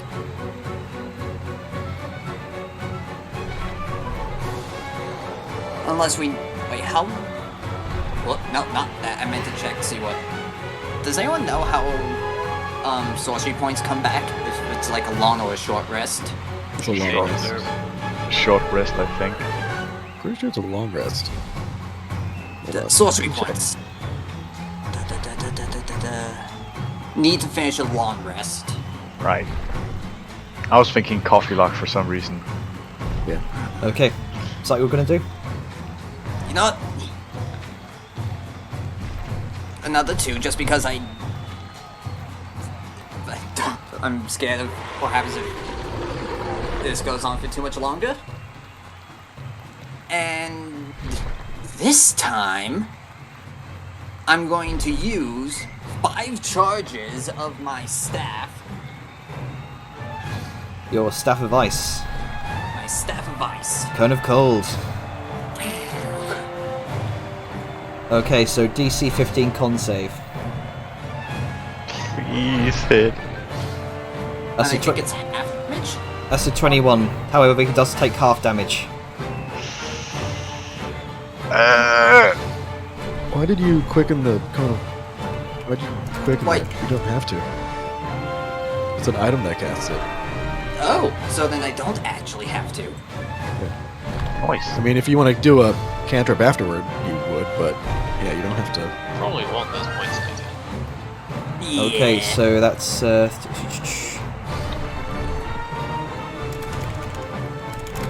some There's math. the grunt gun. So 19 damage. Yes. All right. The ice crystallizes across his belly, and he lets out a howl. Drunkard. Let's see. I mean, I guess it's time to throw the axe again. Bam! It's 12 damage. Fucking Captain Goblin over here throwing axes. That's 12. Mm-hmm. Does that hit? He's not slow, is he? He is not slowed. It glances off of his scaly hide. Yep, so just 12 damage. 12 damage. He's looking hurt. Definitely looking hurt. However, it is their turn now. That is the goal. So immediately going to full sever attacks on Neril high up in the sky.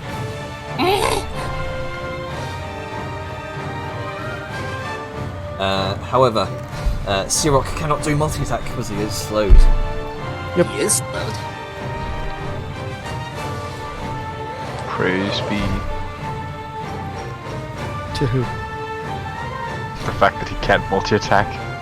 Yeah, praise be to who. Okay, so Tirax Stinger once again comes down for another attempt to get to your back. However, it does find purchase for the 25. So even if I had a shield up, that won't do anything. Unfortunately not. However, I need you to make a Constitution saving throw, please. Nope. No. You take 13 piercing damage. First off, and then 21 poison damage as you feel the venom of the tailed stinger kind of pulse into your system.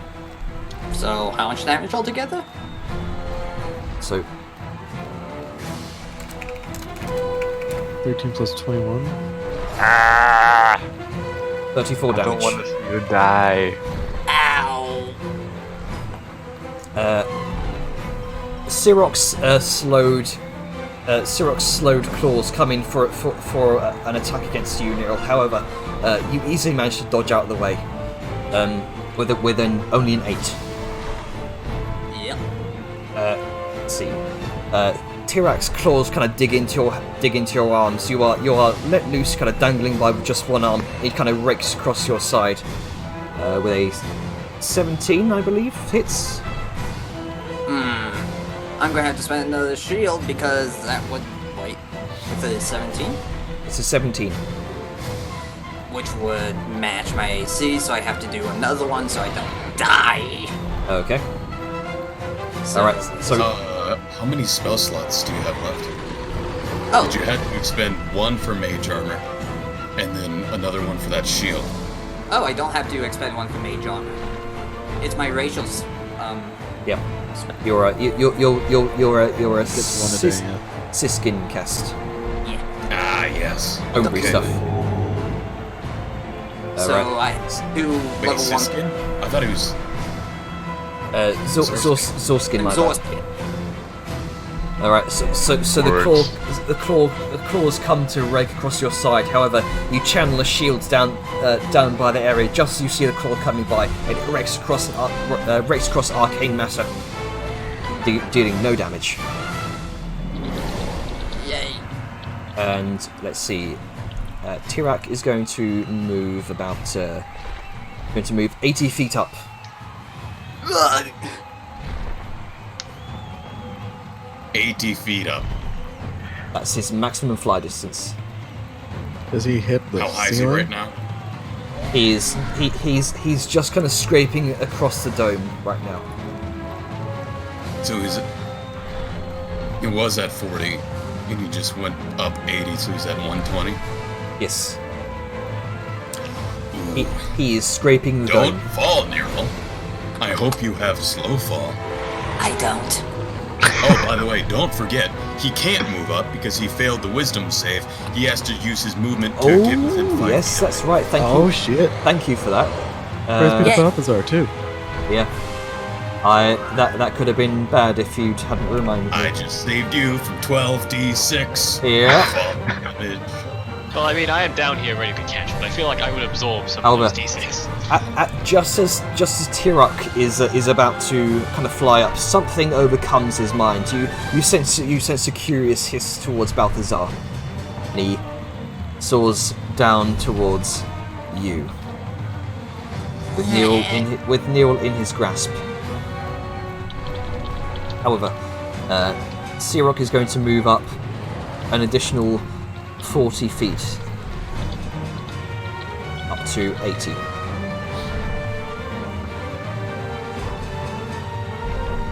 Alright. So next up is... He's gone. He's done. Balthazar, your turn. Now that this thing is within 5 feet of me, you've made the mistake. And I am going to just, let's see. I'm going to shout to Vellum. Vellum, get on its other side with me. As he readies himself, so when Vellum gets into flanking, he is going to make a weapon attack, which will get him that sick advantage. Alright. Pulling the old Eiffel Tower. Siren. What you doing? Load of 8s. Siren is going to...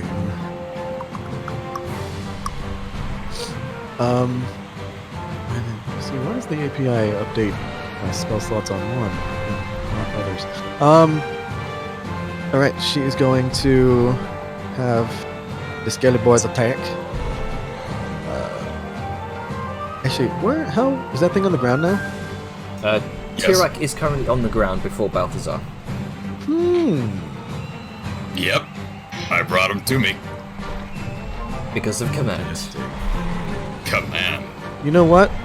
They're gonna be like, fuck this bitch. Fuck you. And they're going to be like, oh hey, I'm a motherfucking skeleton. I kill shit. Yeah. Right. Just place, the skeleton right next to the orc. How kind. You're welcome. Me bones. I mean, if you don't want the skeletons to save your fiance, I understand. But Fuck off. Just kill it.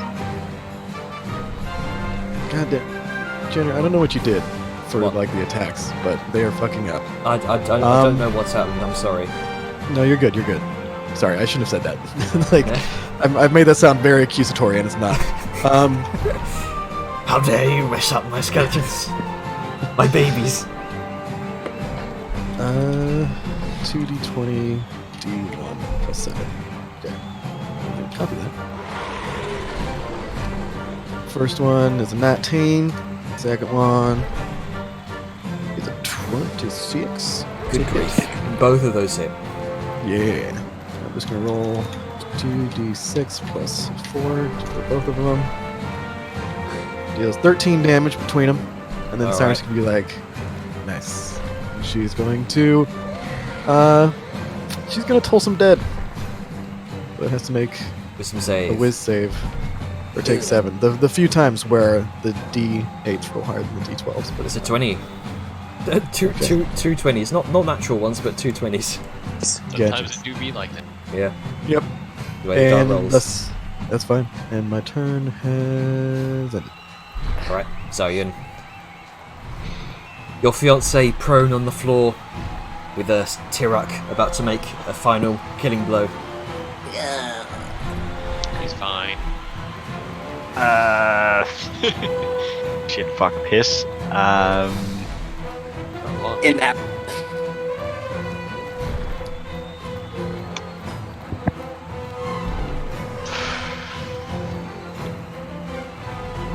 Christ on a stick, gonna shoot it? Fuck you, I'm gun Jesus.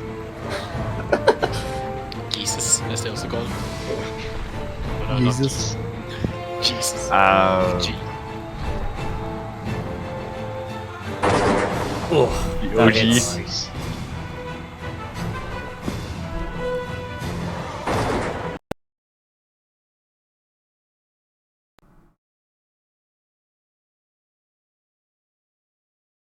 Oh, bloody hell. Hello. Fucking, I don't know what's going on. It's Sound okay. keeps crashing. But yeah, 22 hits with a 14, 15, 16, 19, 20. Let me They see. were, by the way, of shooting through allies and the penalty that gives. That's what I was wondering. It's a skeleton. You can shoot through the ribs. What's the penalty? Remind me It's again. it just provides half cover, so just a +2 to AC. Oh, Which is Yeah, it still hits. and Dex. Yeah, it's still hit, but you know. Fuck you, gun. All right. So yeah. Bones are rattled. Make the killing blow. Ah! And here I was hoping to hit something. Well, Which one melee warrior? Flying creatures.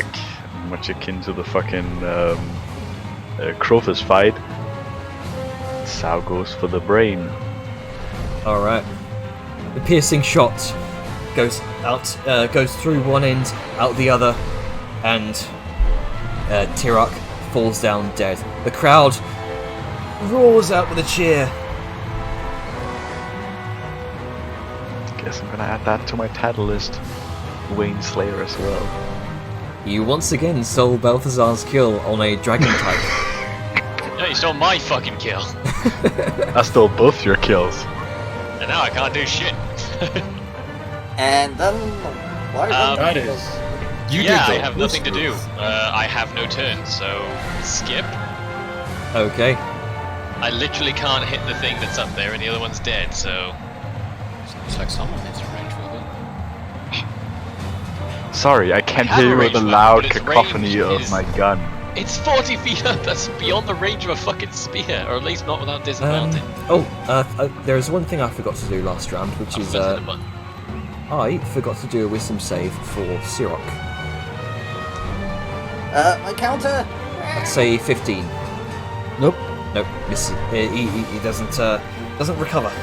Brave to Still save slowed in me. the air. Also, Ducky, I'm not giving you shit. It's just hilarious. I know. I am. So Nero, what are you doing? Guess I'll go fuck myself.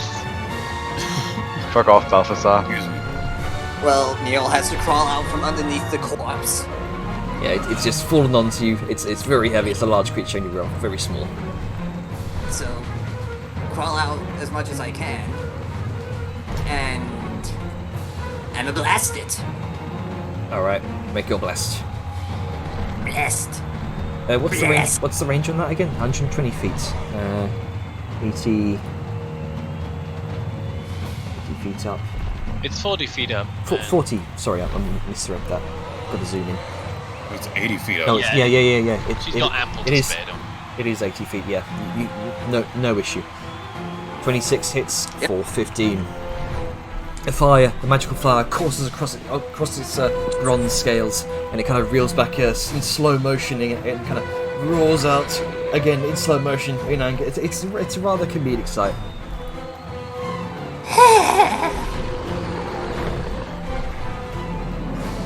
Grunker. Right. X. How far up was that? 40? 80 feet. 80 feet. I don't Crossbow? No, I guess I will have to use the crossbow. 80 feet, yeah, it's within my range. Just fucking shoot it. Neither of us hit. No wait, it's slow. The last one hit. That does you have hit. sharpshooter? Huh? You. Oh no, 80. Yeah, sorry, carry on. Both of those hit. Wait, no, Oh, yeah, 9. yeah, Oh, yeah. 9. Wait, hang on. No, it's 18. 12 and 18. 12 Well, and no, 12, 12 and I misread his minimum distance. I apologize. 12, Okay. 12 and 14, sorry. 12 and 14 then. Both of those hit. Yeah, so it's 15, right? 15 damage. 7, 8. Yeah. But both of those bolts careen kind of stab. Both of them stab into his chest. There's another gout of blood. He's holding in there. Yeah, well. I wish it would. Tirak can't go because he's dead. However, it is Siroc's turn. Siroc is just going to continue flying out of reach. Trying to bide his time. Oh, off he goes. And he makes a wisdom save, gets your 17, which is a 5. No, he doesn't. Wyverns are intelligent creatures, but they're more pack hunters. They are more animalistic, they don't understand magic. Not very wise. Yep, the other guy was just really lucky that he saved it first time. Balthazar. You've had your kill served once again from you. With a dragon, no less. Just gonna turn over to Selyun. Once again repeat, "You idiot. Now we can't handle it. Getting the distant one was your job." As I will approach 45. So are we just measuring the distance towards it and then the distance up, or? Diagonals are weird. They are. Yeah.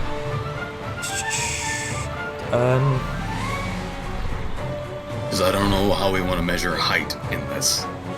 What's the range of your spell you're thinking of using? It's gonna be Eldritch Blast, 120 feet. 120 feet. I It say. should be. I was actually, when I was measuring and fucking around just a moment ago, that's basically you choose the relative closest point to someone, go down to the height, and then scroll over to where they are, and that's 90 feet. So the creature's 90 feet away from Balthazar. Give or take. Right. Okay. Oh wow, look at that fucking math. Alright, well. I don't know, sounds like BS to me. Magical BS. L2 magic. Yeah. That hits for 2. And Glasses second off his for hide. 4. And second for 4. Both blasts seem to don't do much damage, but they seem to have taken effect. And I pull him 10 feet towards me. Alright, so 5 feet in a diagonal. Comes down. About, say, 75 feet then. Alright. Scaly boys gonna spin around to be like, and then bust out some motherfucking bows again. That's how they do. Throwing bows. And give me a second. Yeah. Oh wait, no. Sorry, I accidentally made the advantage when I should. But it still would have come out to 21. That hits. Did the first one. And the second one, 13 against load. That does hit, yes. You know what? I just realized. I'm sorry. I'm gonna roll that one more time.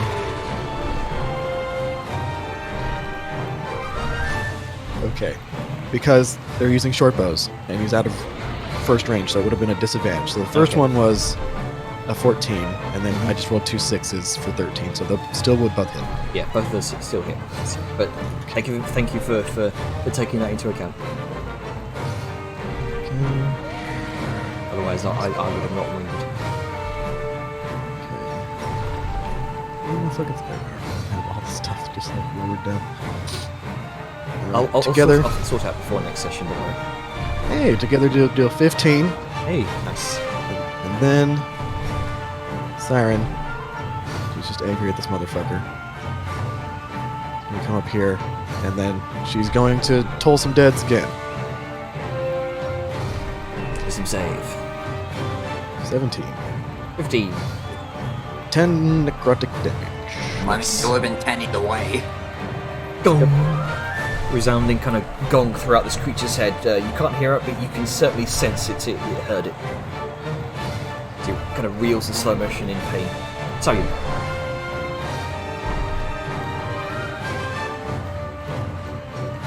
You're muted, Ducky. I believe you are muted, Ducky. Right. There you Sorry. How badly hurt is he? Like He visibly? appears very, very hurt. You can see blood coming out from his shoulders, the side of his ribs. You can see a torn wing.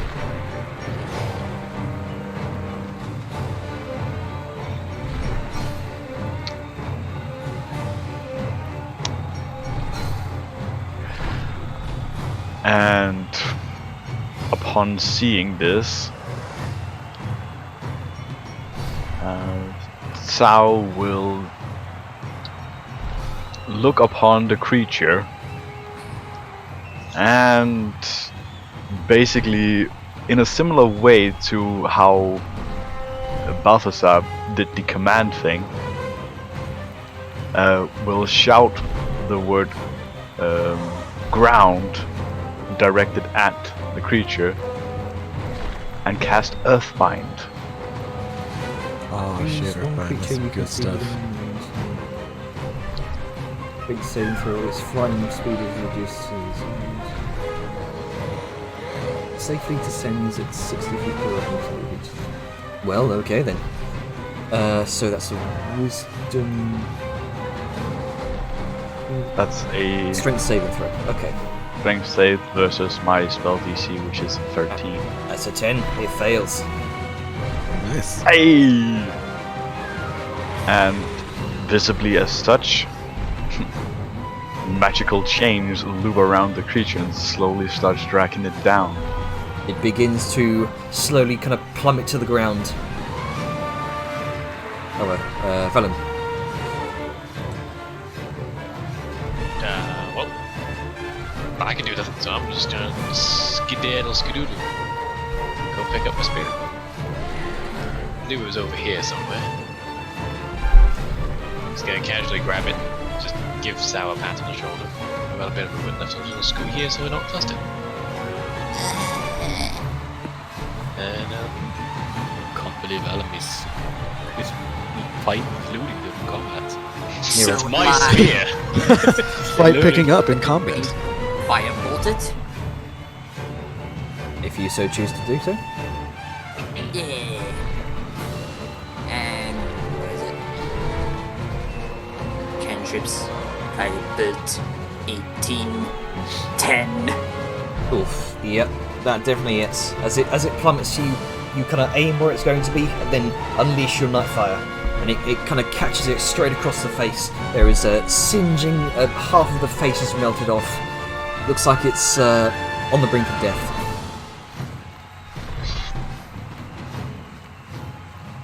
And. Okay. Right. Fuck him up, Well, it's still far as fuck, right? Nope, It's not anymore. it's Oh, you're right, it's on the ground. dropping, it's dropping to the ground. How far up is it? About 15 feet, and it's falling. 15 feet, okay.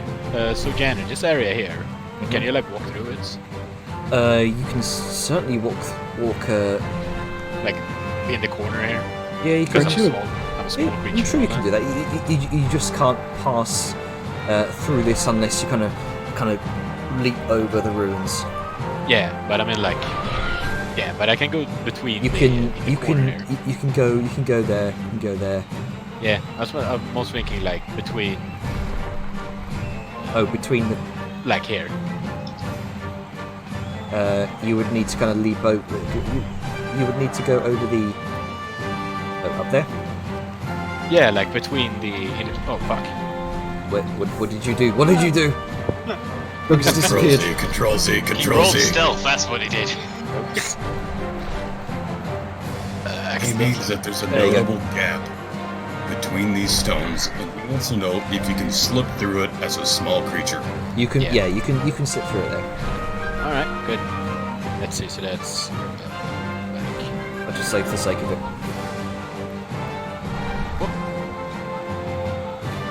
And Nice. 12, 12 hits, right? Because 12, it's 12 hits because it's slowed. That's 8 damage. Alright, 8, and then I thought slow reduced it by 2. Yeah, that's 14. It was 15. no, No, 14. Oh. Well, never mind. Disregard me.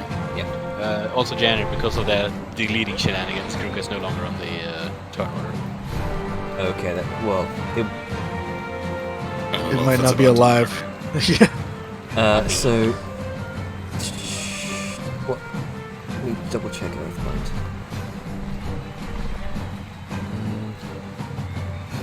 So how long does that's concentration, isn't it? Yep. Alright. So concentration, yeah, his movement speed becomes, his flying speed becomes 0. It keeps going down until he hits the ground. Mm-hmm.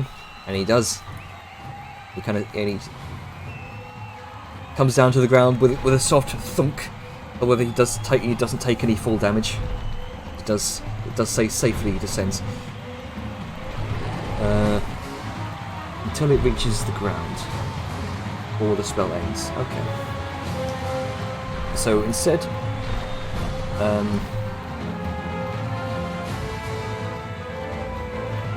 he descends and he can't fly. So instead he's going to away 20 feet, kind of clambering across the cage area. His movement's halved. Is it still 20? 20. He can't move with shit right now. No, he's just trying to get away from Grunker as much as he can. He's on death's door. This little axe wielding goblin's chasing after him. It's just like, fuck! Imagine you, I an mean, it's- apex flying predator versus a little rock with an axe. It's fight or flight primal reflexes right now. This is what he would do. I'm the apex now. Look at me. See- I am the predator now. See, Avon I feels am the bad. predator now. Like, I feel bad, but Siren's just enjoying this immensely. So let's see, Fleeing what slow can I do motion. to just really throw some stank on this? How could I... Ooh, how could I do this? How do you Oh use man, it? I don't have anything to really do other than I'm gonna have to just Eldritch Blast. Eldritch Blast, Eldritch Blast, Eldritch Blast. Chunk, It misses. chunk, The second one hits. and I pull it 10 feet towards me. If it lives through the 8, that is. You pull its corpse towards you. Nice. As as the impact kills it. However, your force, the force of your Eldritch Blast, kind of pulling it forward. You like a kind of like bad ragdoll physics. It kind of tumbles across the cage towards you. Like and broken Skyrim physics, where like the dragon's just like Yeah. freaking the fuck out. Ragdoll rolls. Yeah. I was about to ask Skyrim or Half-Life. Both. Hey, The crowd lets out a cheer, and hang on. What? Here we go.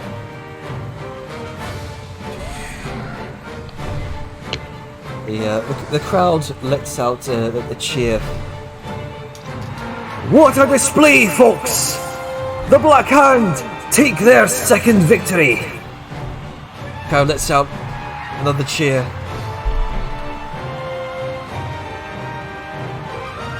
As you stand victorious over these two wyverns who fucking slow spell. It could have been a lot worse. The first really one of them could. saved. It could have been, yeah. Was I the only one who got hit that entire fight? Yes. Man, I wonder why. It's almost like you made yourself a really loud, easy target. It's done. They were going Goes for me. over and plants his sword in the skull of Sirak, raises his hands up high, turns about the arena, sort of waves his hands about, and raises up his big shield with the big black hand insignia crest. Just showing off for the crowd. Make a charisma check. Not to roll that yet.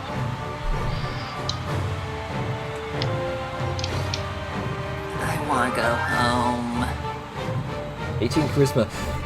The crowd definitely witnesses this, and they're definitely into it. You can practically hear the kind of elevated cheers from the stands.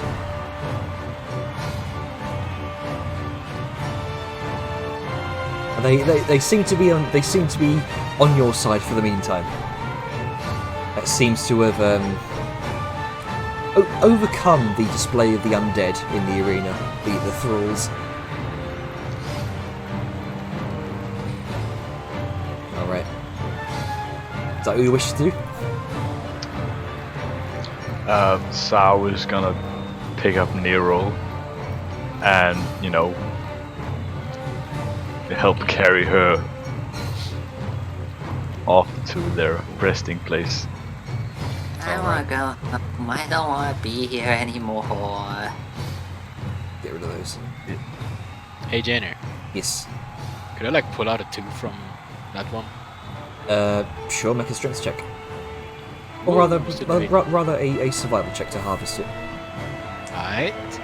I'll say with disadvantage, because you're effectively being rushed along by some of the arena helpers who have come in now looking to clean up your mess.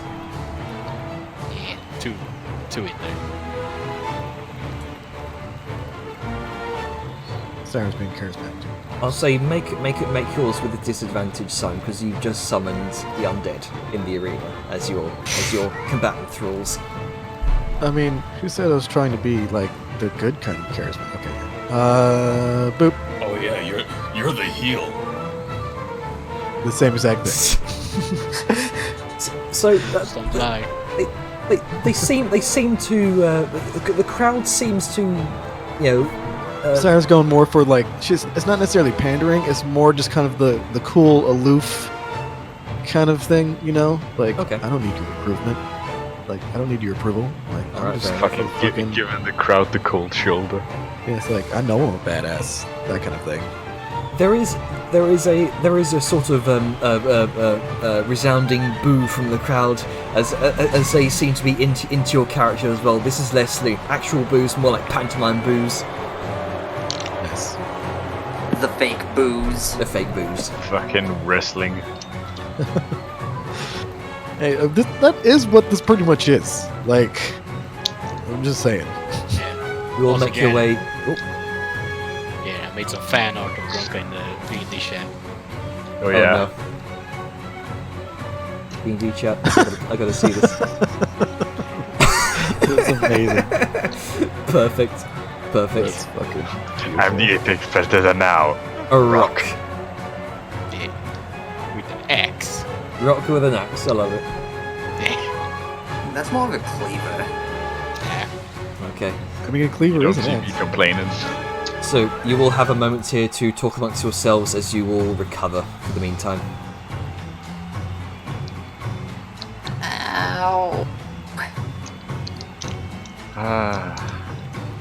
You goddamn Nero. You big dumb foolish. I could have lost you. I didn't have much choice in the matter. Nice shooting, by the way. Both of your skeletons join you as well. Yeah. Someone get those boys a drink. A Carrying cold one? Even thirsty work.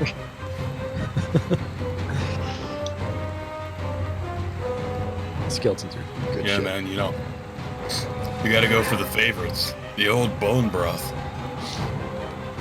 I mean, it dries a bone over here. Bone meal. So, as you're all recovering, Darren's voice once again rings out. And now, once again, to finish off round 2 of the trials. Please welcome back to the arena, the Sapphire Seers! Ah, the spell boys. Once I again, can get this one. okay. all of them kind of re-enter the arena. Do you all wish to watch or wish to recover? I feel like we are licking wounds right now, yeah. Yeah. I am. Yeah, we're licking wounds. I mean, but very fuck brief yourself. Pep.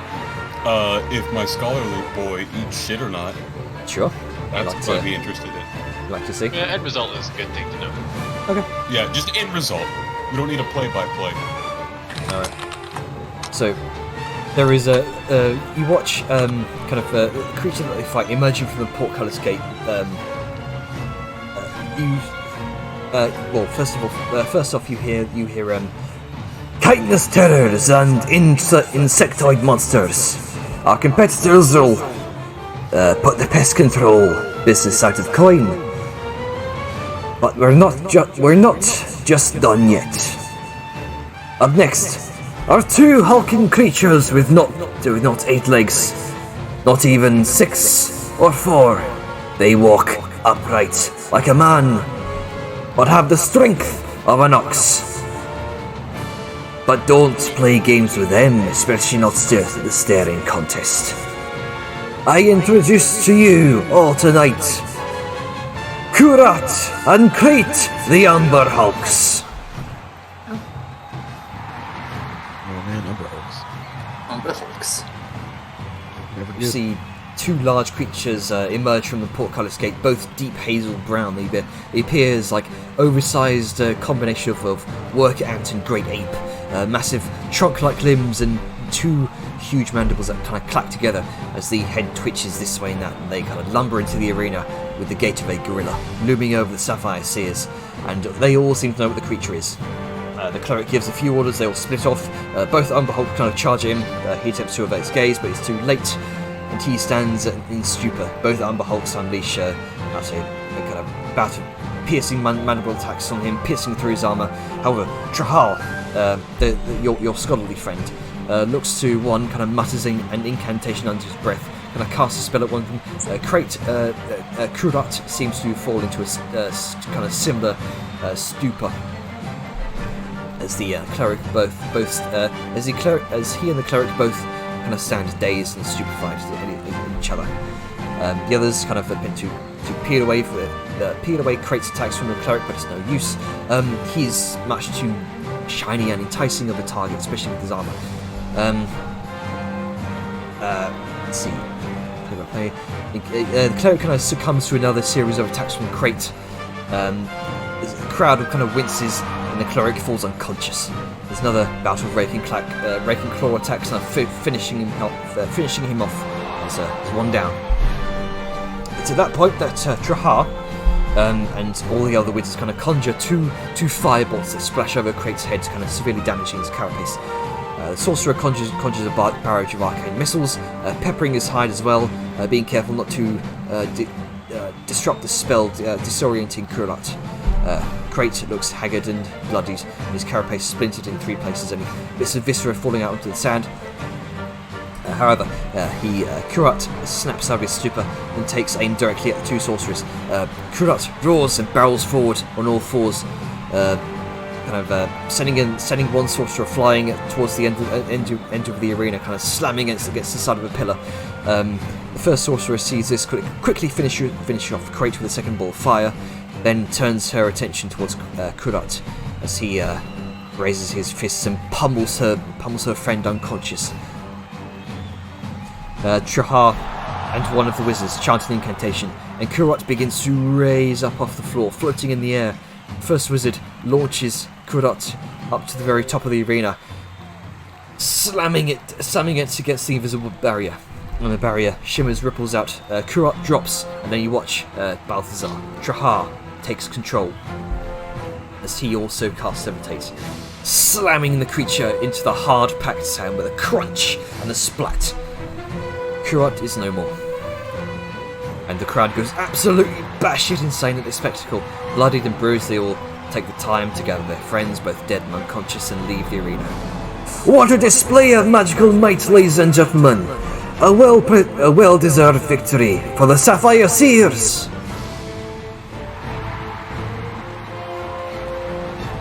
That Very nice speed rate. finishes off round 2. you all have time to yourself to gain a short rest. Yay, short rest. I don't need it, but Alright, other people do. short rest, then I'm gonna go ahead and, Round Actually, 3. I'd be a little bit cheeky and use my second win before the short rest. Smart.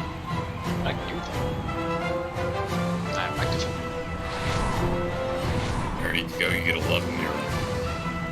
11 Neros, wow. Oh 11 god, too many Neros. Neros. It's okay, they'll all No. kill themselves eventually. Yeah, I mean, one is too much to handle for now, but, you know, we gotta have the backups. Just in case. Alright. On your short rest, I need one of you to roll a d4. I'll do it. Let's see our terrible luck in action. Oh, okay. I'll take the 2. Bella rolls a Oh, okay. Oh wait, no, hang on. That was a d6. Let's see what terrible That thing was we a get. big dice, never mind. Then I guess I'll roll next one. Number 4. Okay, For now. let me check the Let's see table. what monster we get.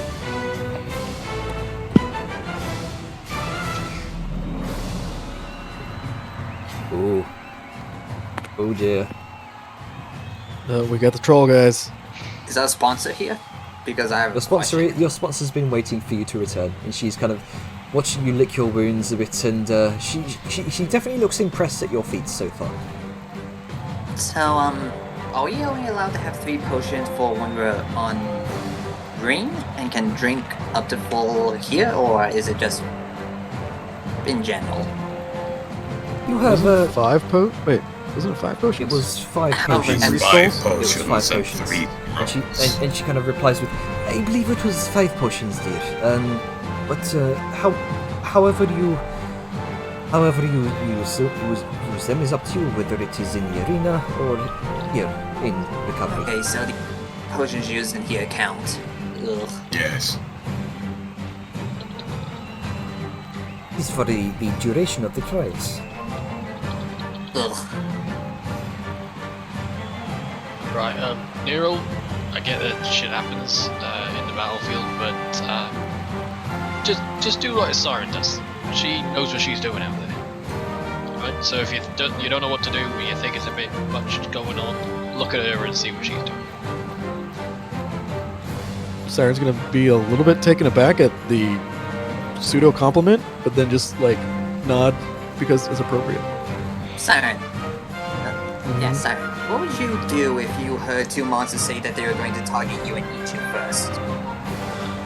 I would start casting as many defensive spells as possible. Try to get get something large between me and them, preferably Balthazar or Bronca, and most likely do my best to just prevent them from even getting to me. Just my 2 platinum. I would let the rest of everybody else know they said they were going to target me. Said that! I did say for you to hide, Nero, to be fair. And I did say that they were probably going to go and eat me. But yeah, Anyway, it has just and spells when they were applicable. I hid behind a pillar, they flew around said pillar. yeah, you did kind of make yourself a target. Hey, Just son of a now crap. on, just follow it.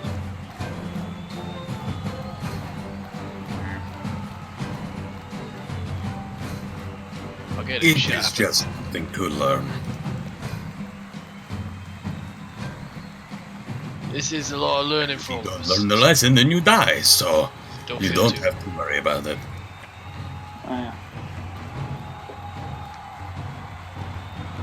She's just going to nuzzle back into Sal.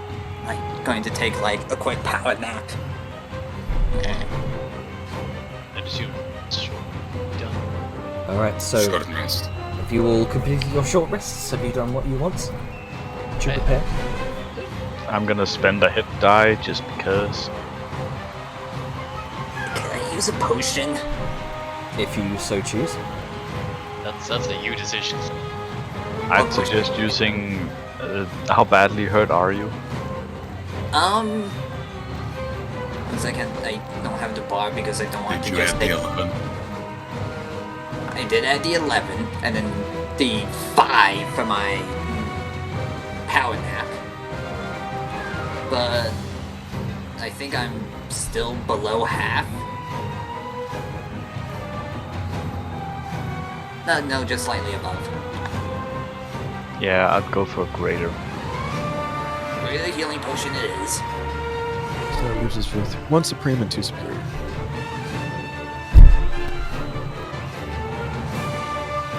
Alright. Well, those would read out. I know we had the note stuff. 60. I mean, we're in the room. Oh, it's right, not yeah, like- you mean overall, but yeah, okay, I get you. Sorry.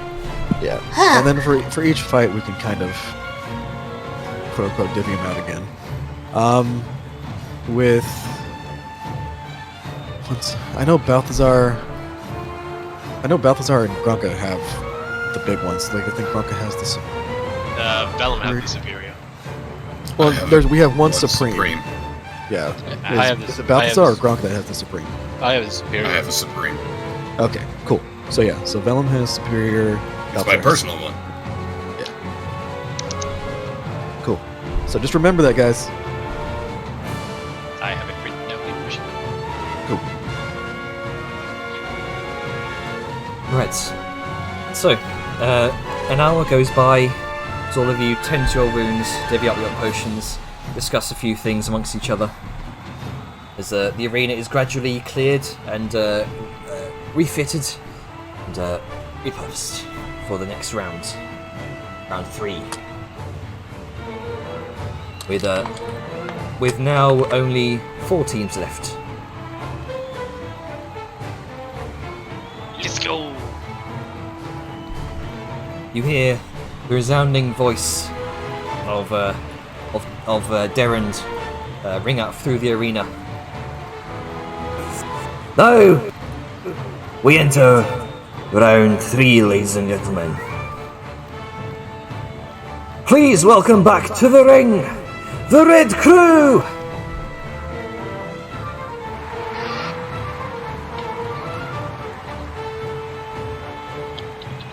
Oh, I've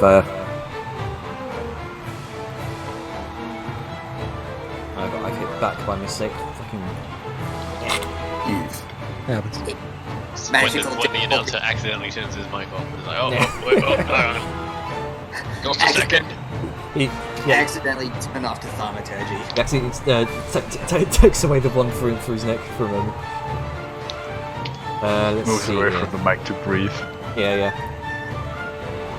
Come on. Here we go. Okay, here we go.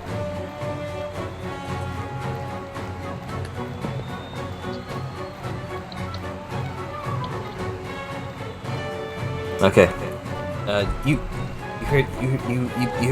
then hear him say, "This next round is where things start getting interesting, ladies and gentlemen. For this is where things start getting much larger. Let's start things off right. Captured during its assault of the Iron's Gate Keep. This creature is always hungry. Let's see if the Red Crew can avoid becoming its next meal. I give you Tulotl!" The portcullis opens. There's a brief pause, and you all hear a deep, reverberating.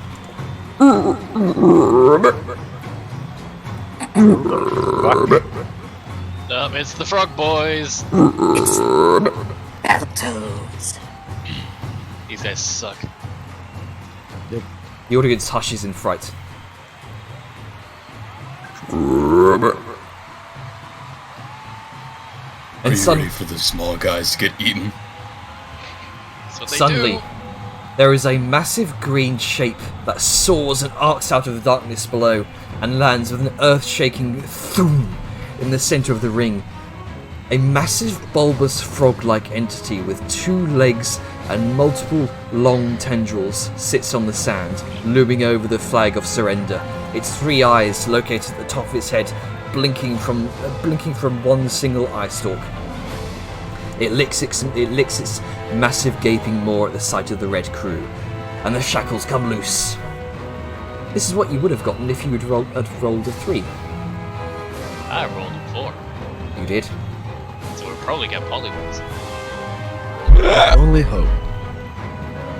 At least we're not fighting these, because these suck. Yep. Immediately, the Red Crew kind of keeps their distance. Hathor barks a few orders to the wizard, who was mostly recovered from the last fight. And she chants an incantation. He watches Tolotol's eyes kind of cloud over with clinging darkness, and then she kind of casts a quick spell on herself, and she becomes a blur of quick motion, kind of darting around the battlefield, keeping out of reach. Tolotl doesn't see this, but can sense her general direction, and lashes out with all of its 4 tendrils to capture what it sees as a small tasty snack. However, the blindness hinders all 4 of its attacks. The rogue comes around back, making multiple slices into its rear across its kind of stumpy legs, but it's like cutting through whale blubber. Shuma the druid conjures a thick thorned vine with a kind of ground from the ground, which roots Tolotl in place. And it's unable to move. Thrashes around angrily.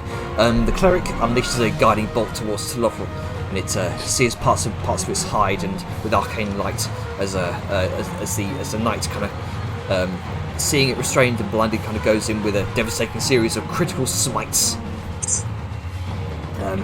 The maw of Tolotl opens towards Gwina, and the knight, and in a flash she disappears, swallowed whole. It's in that moment that Tolotl's eyes begin to clear, and it sees a small fluttering wizard, the imp, and he lurches out a tongue, catches it like a fly, and she's devoured as well. The crowd kind of winces at this. Both 2 members of the Red Crew both devoured at the same time. Shuma, the Mountain-folk druid, continues to apply pressure to the vine, squeezing the blood from its body as Hathor, the other Mountain-folk, makes a devastating series of strikes against its thick hide, black blood staining the sand. Tolotl lashes out another bout of tendrils, this time entangling Vorna, the trickster, the rogue, and Eladris, the knight. Crowd also winces at this, and also as it captures Hathor. All 4 of them, all 3 of them kind of capturing its tendrils. Tolotl then starts to look queasy. A glow emanating from its belly. A burst of colour sprays from its mouth as the imp and an unconscious Gwina the knight are vomited from its belly in a puddle of acid, blood and goo. Make an Arcana check, or rather, Siren, are you watching the fight? Yeah. Oh, well, 10. This seems to be like a high level spell. You're not sure which one it is.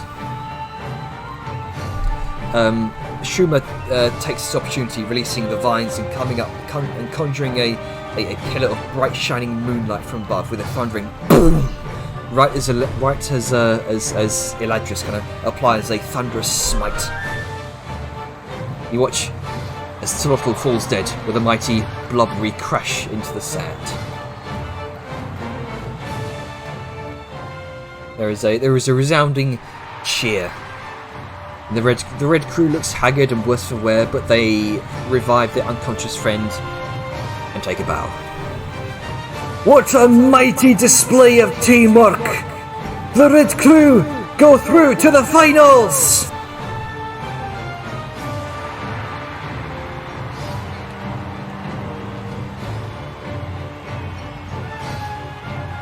They all kind of gather themselves and make their way out of the arena, and the helpers around the arena, some of the guards come in, and they have some difficulty trying to move Tolotl out of the arena, back down into the darkness below the grate. Because he is a hefty bugger. You will have a moment to yourselves to discuss things if you wish. Jane. Yes. I put a thing in the chat. I'd like to try and insight Ms. Razman. Ooh, okay. Make an insight check. Again.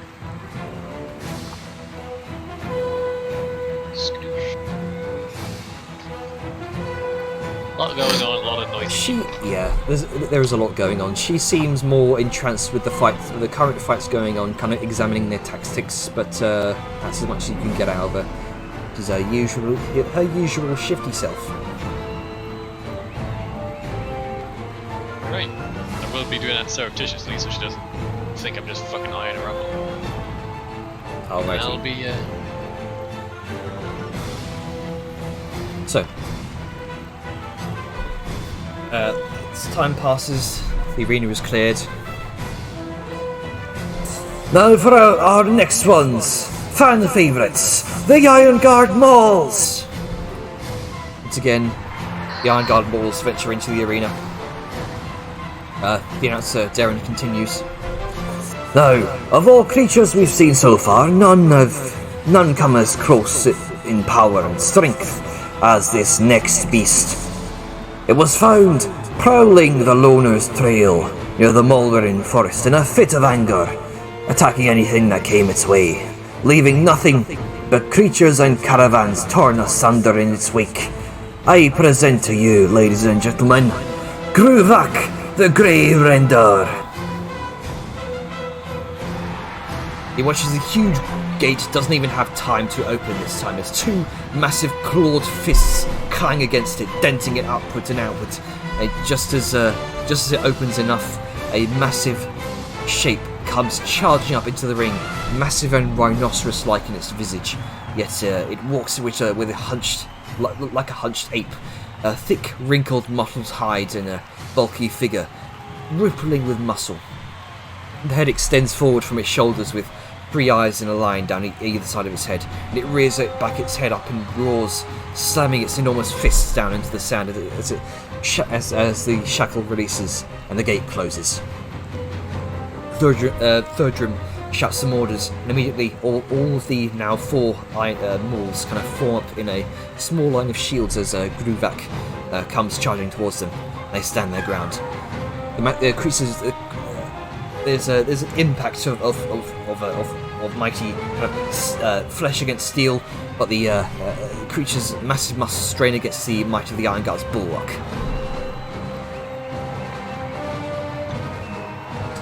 Okay. Right. Yeah. Please point that point. Let's see if I can briefly. So.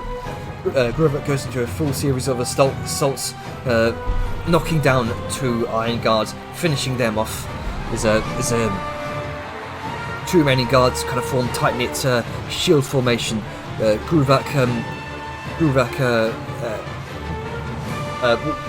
One of them knocks Gruvak in the face, stunning him, taking the opportunity to do massive blows, blinding the beast. The creature looks severely hurt. However, finishing off, there is a. Let's see. So I'm trying to briefly get this done.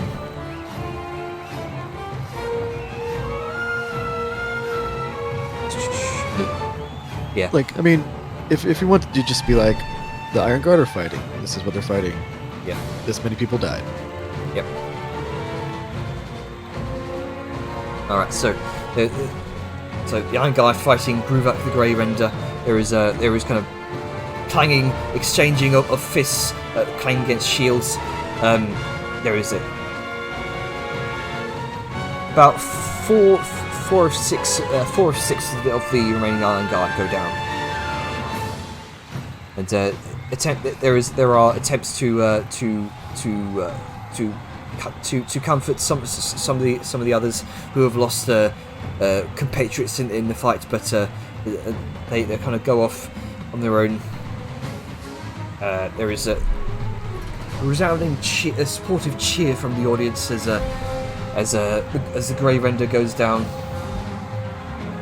However, they have passed on to the next fight. Looks like we are one of the few teams of full strength still. Yeah. It An seems so. advantage, no doubt. Let us keep it that way. Okay. A moment as the arena is cleared, there is the voice of the announcer comes in,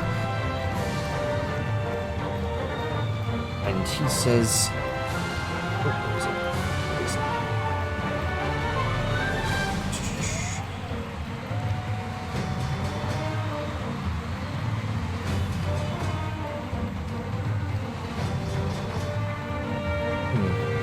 seem to have misplaced my notes. Now, please welcome back to the ring, the Black Hand! The huge portcullis door mural kind of slides down over the lava, granting you entry into the ring. Well, here we go.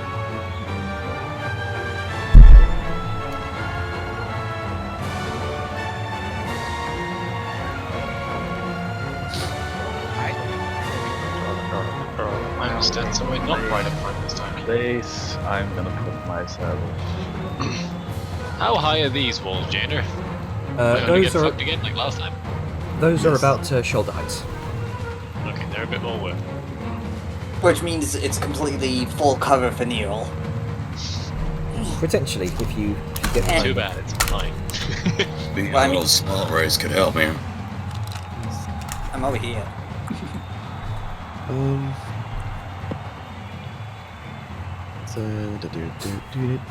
Siren these likes walls- where this was last time, so she's going here, and skeletons would be Okay.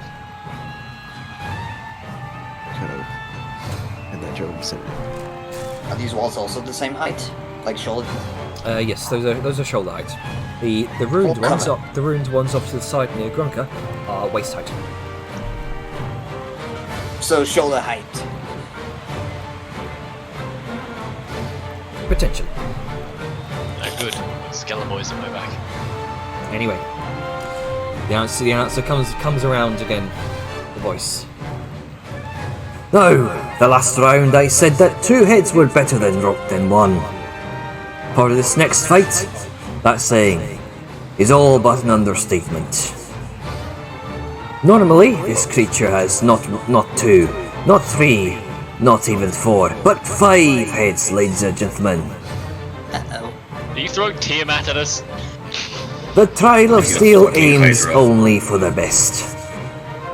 Please welcome the King of the Mulren Forest, Karnoon, the 6-headed Elder Hydra. Oh. Did my roll focus? I think it might have. I think you're all fucked us. If we're about to get that troll, let's do it. I mean, If we we're know gonna how they fight fight at least, so A that's 6-headed troll. could just be a Hydra. You see the Just Not good yeah, either. right. Just a Hydra. portcullis clanks open, and entering into the arena is the visage of a large aquatic dragon-like entity. Oh, fucking Hydra. You see one head rise into view, long, sleek, and vibrant yellow-green, like that of a poisonous frog, with frills down the spine. Then another head, and another head, and another. You see 6 enormous heads, and long necks all squabbling and snapping at each other as a gargantuan form stomps and slinks like a predatory tiger into the arena, ending in a series of whip-like tails. The gate closes, and multiple sets of shackles all release. It's your boy. It's your boy. Son of a bitch. Jander. And rears back and roars. Go ahead. This being an aquatic creature, and I would have heard a lot of Velen would have heard a lot of sea stories from his hometown. Would he be able to recall anything about fighting them, or what they could do, or anything helpful? Make a history check, or rather, make a nature check. Probably both is terrible. But before, Yep. yeah, you no What? idea. What? It's that's a lot of heads. That's that. Yeah, he's a bit overwhelmed by the heads that recall fucking bar stories. So You were initiative, so please. close. So I close to almost zero, got yeah. to roll, post my 0 d20. I would like all of you to roll initiative. I saw a paladin roll double zeros once. Oh He had no. advantage. He Make still sure to rolled select zero. your token. Come on, roll really high. God fucking damn it. Okay. Oh, sorry, guys.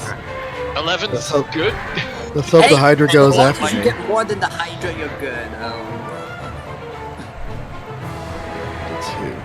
Fucking damn it. Still Well- hope not. Oh, rolling higher than the Hydra is good. I rolled below the Hydra with a 2 on the die. Oh, hey, it's Neil's turn. Is it actually? Gotta wait for the order. Oh no, it is. Oh, there. There we go. Now I got the order. Grunka goes twice. There you go. All right, Grunker, what are you doing? I mean, this is like big old danger spaghetti. Danger spaghetti. Yeah, it's not, Danger it's spaghetti. not a noodle, it's a whole spaghetti bowl. I mean, I guess I could just go like over here. Are you gonna put the grate down again, or are you gonna leave it open? Yeah, no, is the grate like down or My bad. just stand on the grate? Jenner? Mhm. I can't stand here, right? If you bounce on the great beams, yeah. Sure, I'm gonna rage again. I'm gonna whap. Whip it away. Whap. Go ahead. Recklessly. It's a 23 and a 22. Both of those hit. And let's see the damage here. That is Give me the total damage.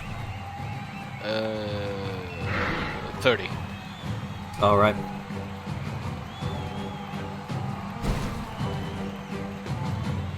Damage, yeah. And All right. You fling your axe and you watch as it kind of careens through one of the next like butter.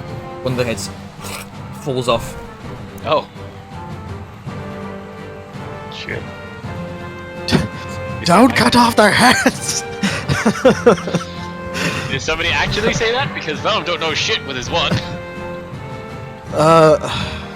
Saren's actually Fine. researching. yeah, can I take the head?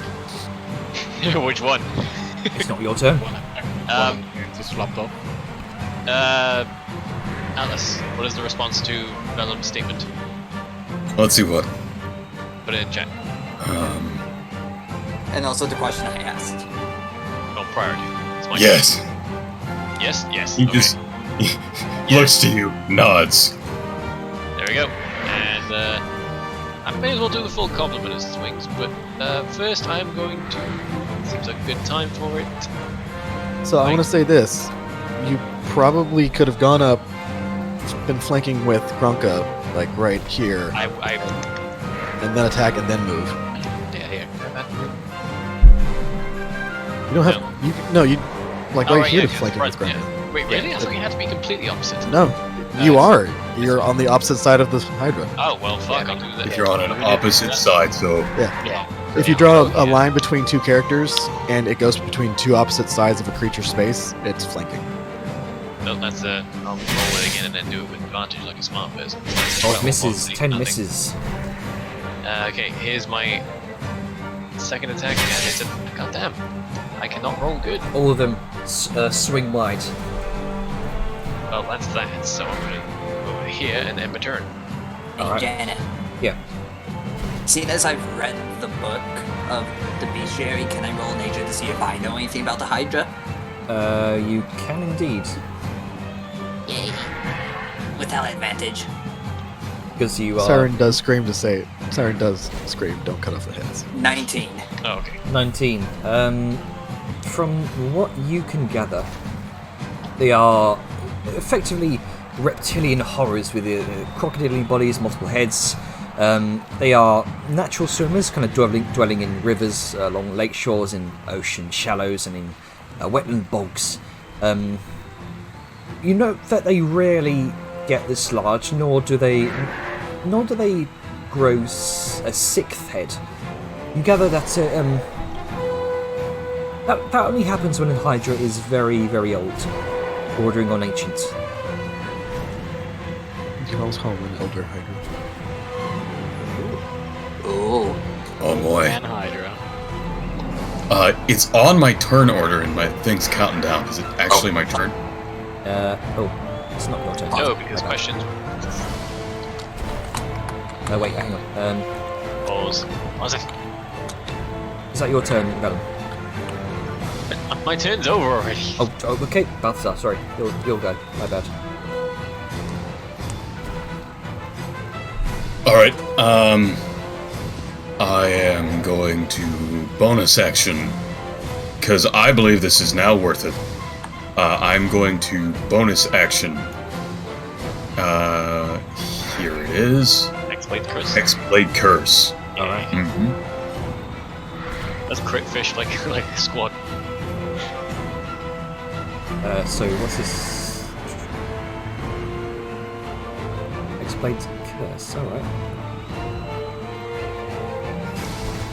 So it is now cursed. I have a better crit chance against this.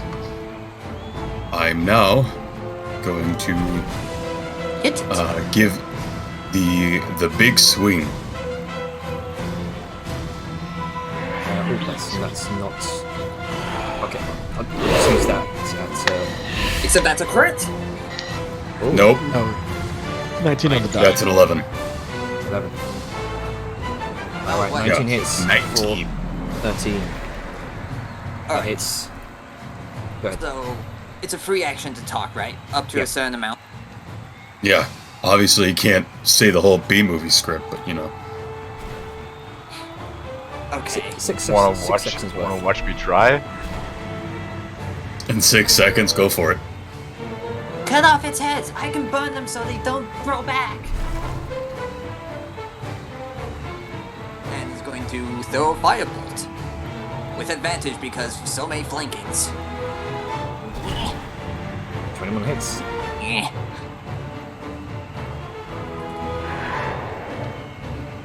So 17 points of fire damage. 17. Yeah, yeet.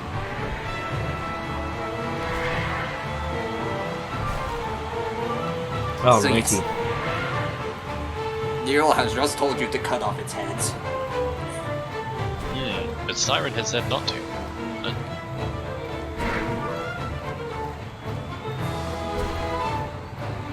There you go. Yes, that is my turn. I was checking to see if there's anything else I wanted to or could do. Okay. 601 turns left. Nice. It's That's cursed. hex speed. Just double checking the mechanics here. Actually, it's Hexblade's Curse, not just Hex. Yeah, I'm just using hexes. So yeah, the symbol. But it does Just- last for 1 minute, not an hour. Just the. I'm just using it as for the symbol. That's all. Let's So see that's here. 10 rounds. Going to turn around and. Oh, looking surrounded. We're going to go for the most shiny object. And Yes. It's going The tactic to. is working already. Balthazar is like a magnet. It's going to make 5 bite attacks against you, Balthazar. Right, Hydra. Time to test that armor and new shield. Okay, 11 misses, 19, Miss. 24. Hit. That's 13 piercing. One of its heads careens and kind of bites into part of your gold plating. 18 misses, and the final one is a natural 20. Russell. For 24 plus 18. Or 42 piercing. Oof. Fellas, I don't know how to tell you this. I'm at 3 life. Oh god! Okay, we need to burst this boy down real good. This is what you get for being tank. Wait, how many attacks hit? And it does not. You notice that it doesn't seem to regenerate the head that was destroyed. The the singed top of the severed place where what head once was is now kind of seared over with fire. It's struggling to regenerate. Told you! Okay, sorry. Go ahead. All right. Seeing this giant multi-headed creature and what it just did to Balthazar with all those attacks, the Skelly Boys are going to attack first because they can. Hold on. Yeah. Will they live long enough to see promotion? We're going to flank with Grunga.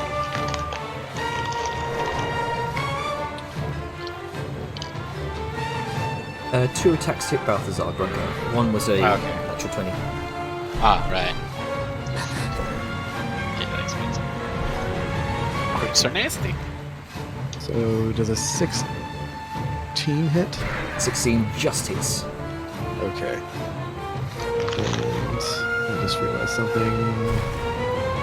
Siren, the first skeleton's just a little too antsy.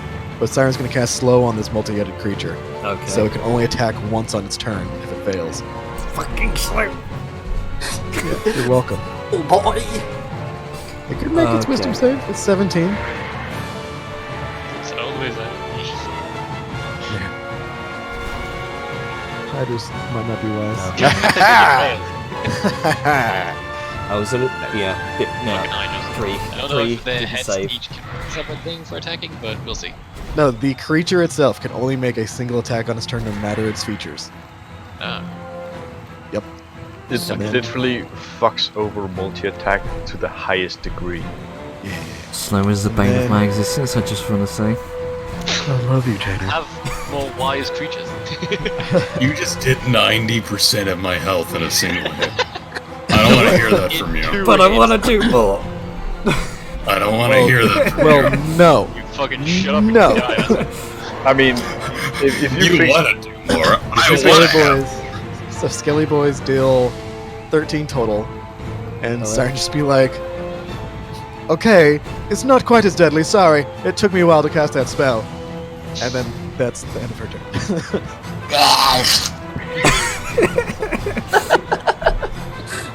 I mean, slow is the bane of most GM's existence. I turned a fucking corpse flower fight into a fucking pummel fest on It's it. your turn, Salian. You just So- see Balthazar as a bloody mess on the floor. I'm not prone, but Well, yeah. I'm not good. No, Figuratively, your ego is on the floor. you've been taken down a notch, Balthazar. Alright,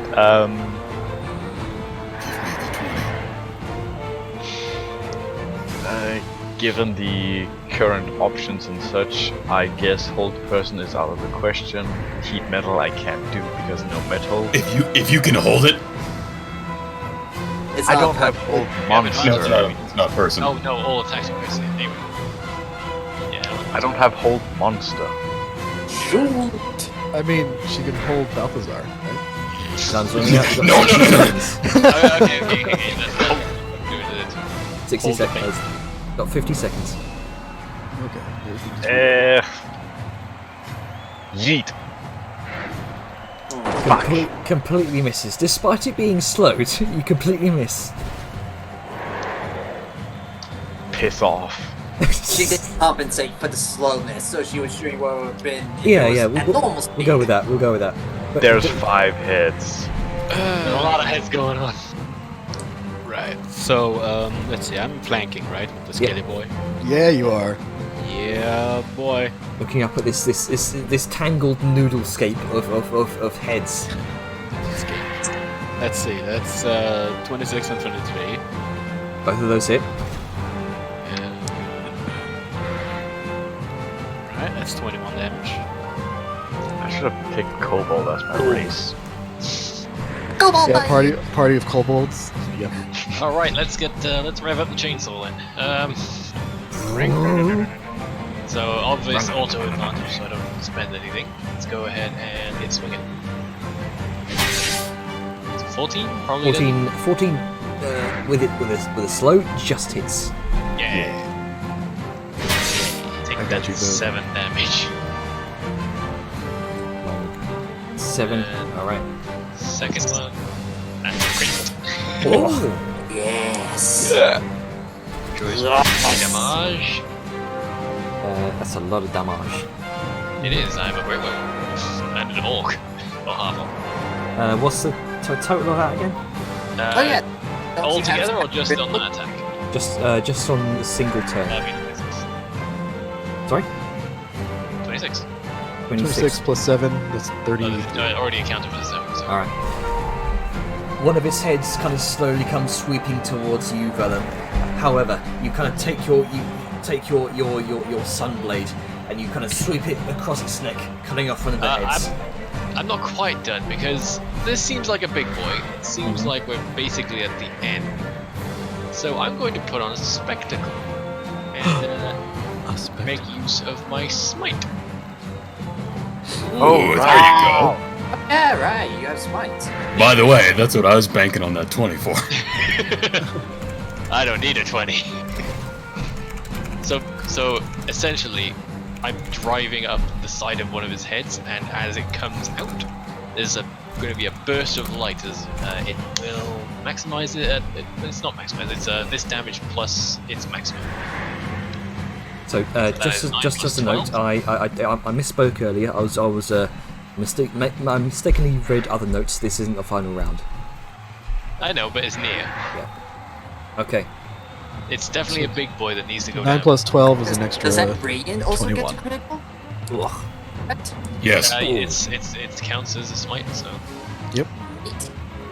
All right. It's 47 total damage. Good Yep. grief. So essentially, it's running straight up the length of it, splitting at the top, and as it splits through the skull, there's a burst of bright daylight in the air.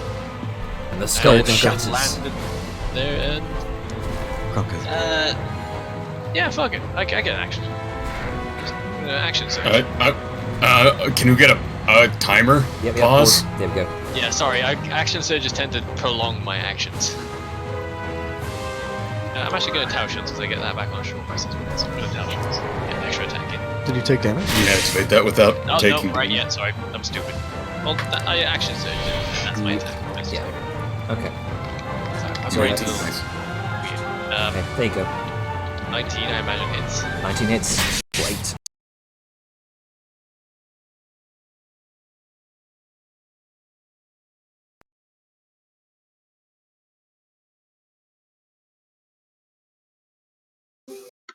There you go. Alright. I forgot about the prerequisite. My brain's stupid. It's okay, it's a tense moment. Anything else? Does it actually no, go to I me? did my turn. I need to refresh though because I've got a glitched damage mark on my screen. Ooh. Alright. I'm gonna go ahead and use an object, and since I can use one for free, I'm gonna use that healing potion. The big one. Yeah, I'm gonna use my fucking supreme. There's one supreme one. Plus 43. Just. Oh, that's a pretty. Did you just do what I do? Anyway. Ah! As he just sucks in a huge amount of blood. Okay. Let's do this right. 42. So you heal exactly, almost like hit it, right? No. Yes. I cast the Booming Blade, cantrip, then I make a weapon attack as part of it, and I attempt to get a crit. Aw. That's still pretty good. Still good.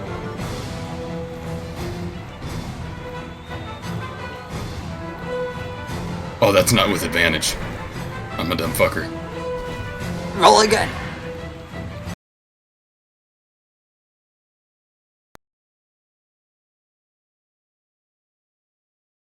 No, wait. Fuck. I thought it said 19.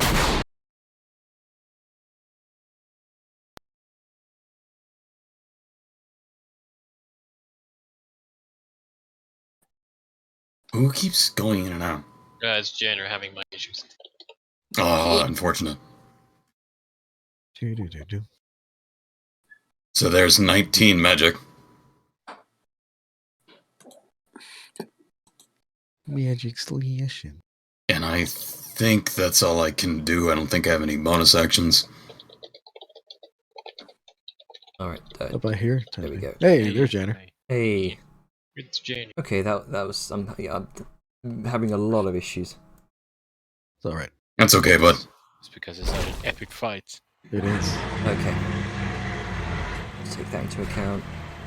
Okay. Trying to figure out if I can cast Fireball without hurting too many people, but Cast it in the air. Yeah. It's big. If it has vertical spaces, does it have it's probably bigger than 5 feet tall. Yep. Alright, I'll do it. Monsters are usually as tall as they are wide. I shall. Yeah.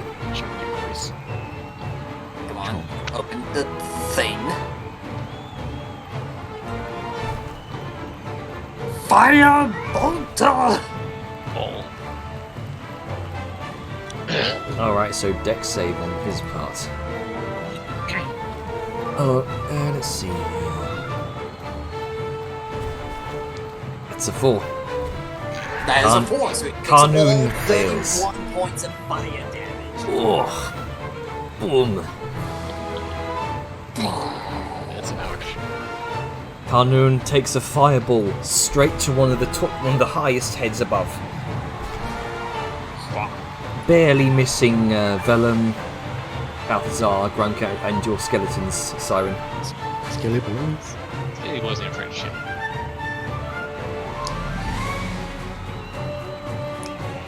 The flesh is seared, it's cauterized, there is no way he's going to be able to recover any of these heads.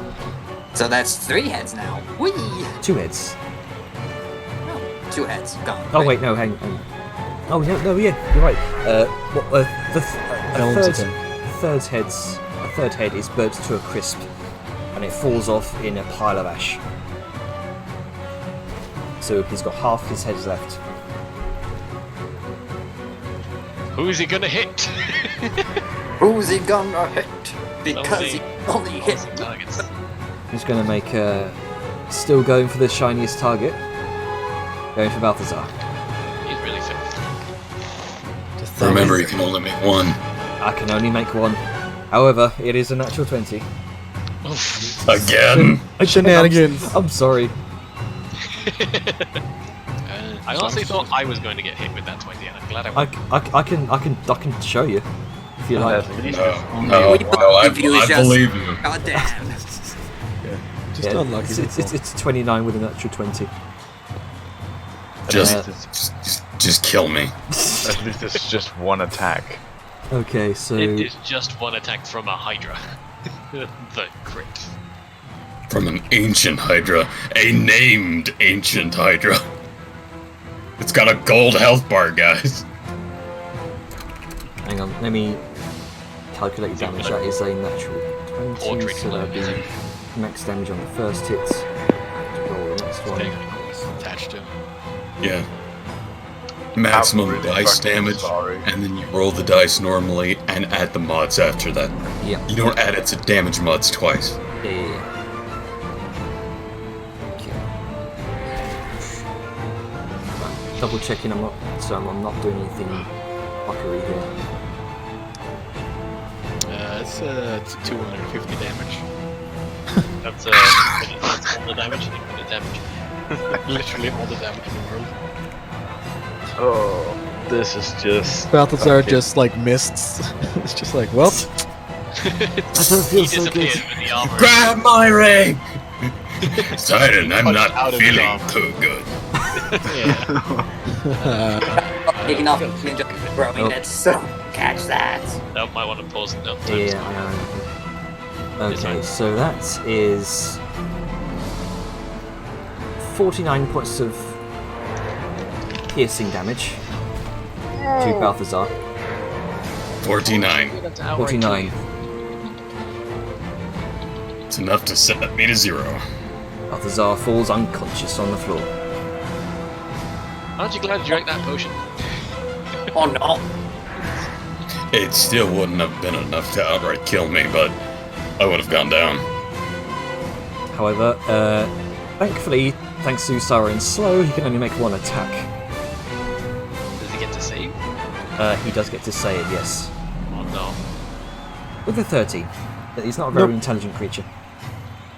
Or a wise one. Or a wise one, no. If he was wise, he would have attacked Vellum. Yeah, instead of the shiny thing. So it's your turn. Yeah. Okay. Oh, Balthazar, by the way, you have Hellish Rebuke, right? I do. So, let's just pop that. Sure. Oh yeah, Now's a good time to do it.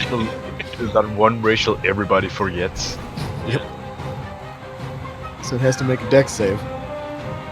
Dex save on Hellish Rebuke. Which is a 14. It takes 19 No. fire damage. 19 fire damage. Alrighty. Explodes in fire. With the last breath before Balthazar falls unconscious, he curses the creature. Fuck you! And Hex is now ended. X is now Alright, ended. so Siren just be like, God damn it. And then she's going to, let's see, Muriel's still good doing fire. She's gonna toll some dead. Man, what's up with like my odd damage rolls on these things? Some Oh well, saves. still. 5. Okay, it takes 9 necrotic. And she's still going to move slightly closer. And let's go Skelly boys.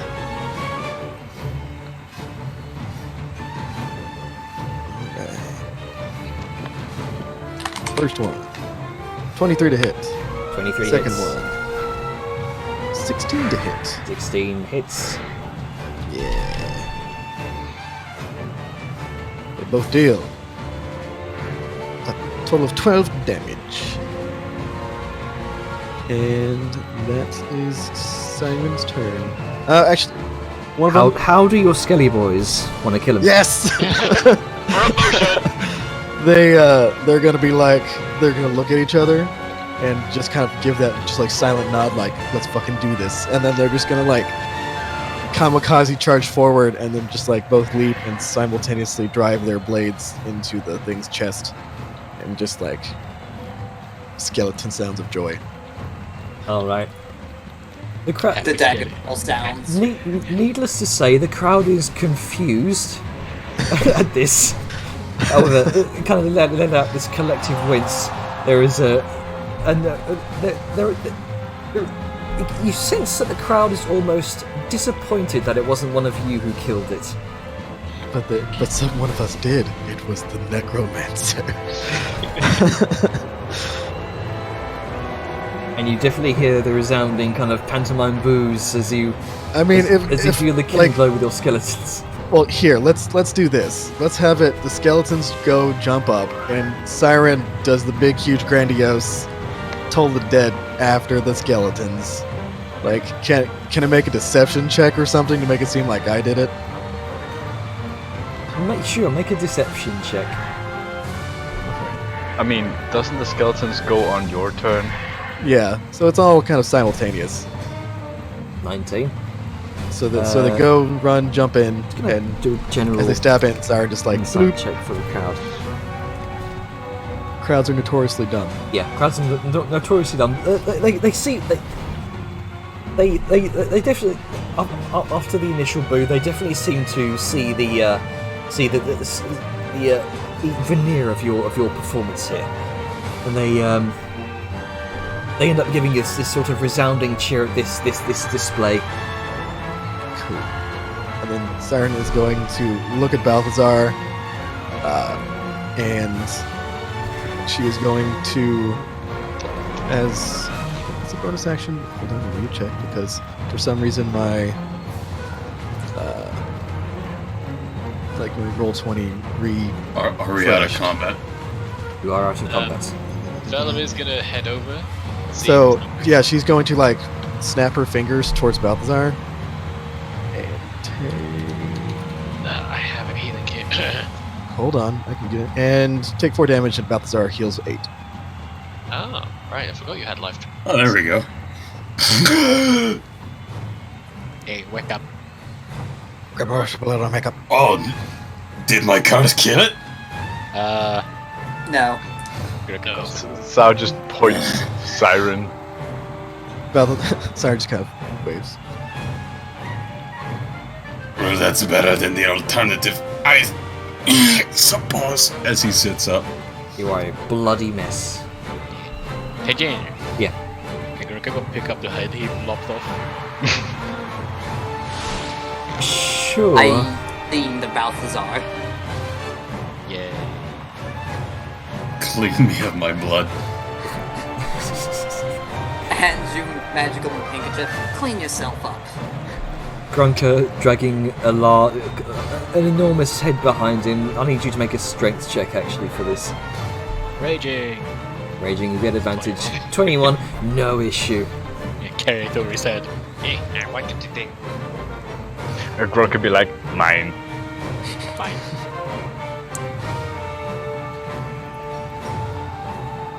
You know what?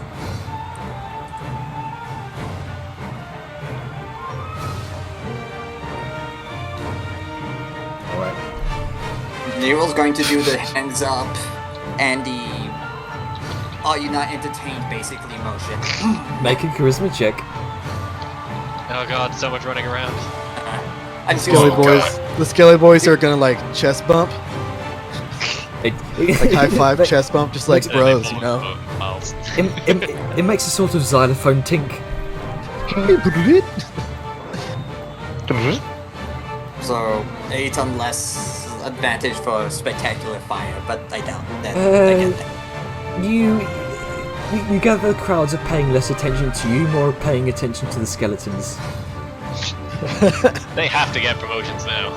Oh yeah, they totally do. It's bad press if they don't.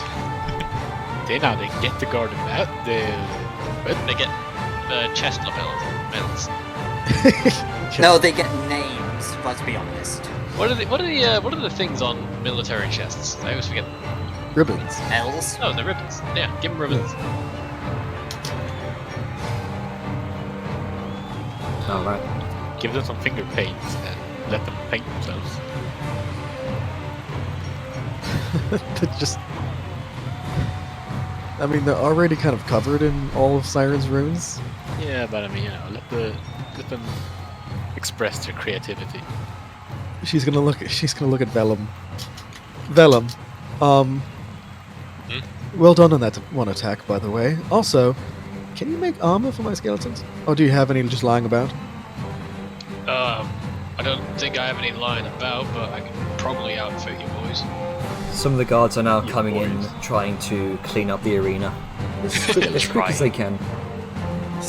They're gonna have a while. I think we get a short rest. Yeah, you do get a short rest. With Yeah. that bitch. And Groka again didn't take a single point of damage. And again, Siren. Same for me, Only I- damage Siren took was from herself. Yeah, well, you're a caster. But she also- I know I she went also down, killed but can I try and showboat from the fact that I just healed myself to beyond vitality and survived 2 mortal bites? You can certainly make a charisma check for the crowd. It's like that thing where just the head comes down and all you see are just like Balthazar's shins. Then it comes back up. And that happened to him twice in 12 seconds. I got hit twice. Knocked on my ass. I'm okay. Just knocked on my ass again. Okay. Just quickly start unstrapping some of my armor, reveal my chest off of my breastplate with perfect, immaculate, just wound-free, just the remaining little bits of dried blood going away from prestidigitation. You'll recover Sal's eyes. Make your charisma check. 20. The crowd seems to go wild for this miraculous display, having survived the brink of death from this monstrosity. You somehow survived to complete vitality. As we're Hell eventually yeah. Siren does you're something. fucking ousted. With the left, right bounce that Paxi begins to walk away. You're gonna Terry Crews it? crowd- I can't see it because it's by a computer monitor, but Yeah, Siren does the same. Siren does the same thing. Yeah, Siren does the same thing, but with her quote unquote pecs. No, I'm just kidding. But tits. Siren makes her boobs bounce. She always does that with every You step. have to walk. Yeah. that explains Yeah, the extra 3. Siren's gonna sexy walk out. With the 23, you definitely hear a couple of wolf whistles along your way. Yeah. If we want to make that a performance, that would technically be a 28. Either I'd just way, like to point out there you are- probably made some dwarves inheritantless because of the fact that you're a demon. you feel Yeah. you feel like you may have changed some prejudices against demons. That only makes it more exciting. Suddenly, people discover what a fetish is. Oh no! Oh no. Regardless, you have a short rest here to kind of to rest up, do kind of recover anything you may until the I next wanna gauge next team's Rush's called. reaction. Now that it's like immediately after our fight. You're just like, are you glad we survived? I mean, yes, but also it helps to know what your technical quote-unquote employer is thinking. So, Janier, Yes, the question. yes, So, I'm just like carrying this Hydra head back into the room. yes. Would it be possible for him to send it somewhere so he could make it into a bag? A bag that just keeps growing more bags? Yeah. I mean, There's you a hole in it. could possibly send it to a tanner to make like a Hydra skin bag with. It wouldn't be magical by any means, but it would be very pretty. Yeah. It's just nice. Look, Janner, when we say we want to make shit into stuff, not necessarily it means we want magic items. We just want cool shit. Yeah, I can work with that, sure. Hell, maybe we can even Nothing get a is fucking cooler than comedy something made out of the creature you killed. Oh, so you're saying my skeleton's gonna get Hydra armor? I If mean, only I could work with hides. you'd have to make them. Hydra armor? Sorry, damn it. Jesus fucking Christ. Is that for insight check for Rasmund? Yeah. Yep. Well, she as you approach, you see her kind of outstretched hands, kind of look. She seems very impressed with what you've just done here, especially looking over to Siren and her skeleton. She open arms and they kind of brings them together. Well done. Thank you. Quite lovely. One moment, please. And before she's gonna turn around and... Or sorry, this would have happened before she walked over. When she sees the people kind of come out and be like, oh, fuck, this Hydra, like, how are we gonna get rid of it? Siren is just gonna look at him and is like, can you possibly take that to the Hunter's Keep? I would like to harvest its hide, if possible. That is going to be a problem as it is very, very large. You can dice into bits. Possibly, It's, but it's just... may take some time. And this was to the helpers. Oh, Like, right. You The Again, dwarves are like, fucking goddamn Hydra! Yeah. You know, those dwarves. Yeah, yeah. the helpers are very. It seems very, very, very frustrated with you right now, having to lug this huge Hydra out of the ring, and you just telling them to take it all the way to the Hunter's Keep, possibly in pieces. Fucking more work. Why not cut? If it makes transporting it easier, why don't you cut some of the heads off? It's dead, so it's not like the heads are gonna grow back. The heads are still goddamn heavy. Fair enough. It's like Siren is just gonna be like, I very much appreciate your work, and she's gonna like lean down in, you know, to dwarf height, so her tits are right eye level, and just be like, Dune's hearts be with you. Fucking motivator. Make a persuasion check. With event, I'm just kidding. Meanwhile, everyone behind her is getting 20, equally Everyone upset. behind us being the other. Natural 19. Fucking 27. You're fucking fine. Boys, let's just keep with that one. The rest of the dwarves kind of sigh, roll their eyes, and they all kind of heft the enormous creature down into the ring, presumably to hack it to pieces and bring them to the Hunter's Keep. But regardless, as you all make your way out into your rest place, the announcer once again comes through, as there is one more team that hasn't gone. Please welcome back the Sapphire Seers! Why do I have a bad feeling my friend is about to die? Hold still, there's still a tooth in your spine. Yeah, well, let me just flex it out. Ow! There we go. Pop filter. I'm keeping. Okay, so you watch you hear him say, Last round, I may have misled you, ladies and gentlemen, when I implied that the Twin Terrors, Tikal and Tor, were the last we ever saw of them. That was only a half-truth. Say hello to their big sister, the terrifying Tarkus. when the gates open, entering the arena, an enormous creature similar in appearance to the previous two young Remrasi. This is a fully grown adult. Rears back and strains against the chains, get closer as the shackles are released. All the five casters of the Sapphire Seers are now kind of disorganized thanks to you do not have any cleric anymore. Sorcerer and wizard both charted incantation. And you watch Trahar's form shift, grows in size. He sprouts long brown fur, long tusks, becoming a mammoth. And the second spell takes effect from another one of the casters, and it watches the mammoth further grows in size, becoming gargantuan, dwarfing Tarkus the Remorhaz in size by a few feet. And the crowd goes insane at this kaiju-like battle of spectacle.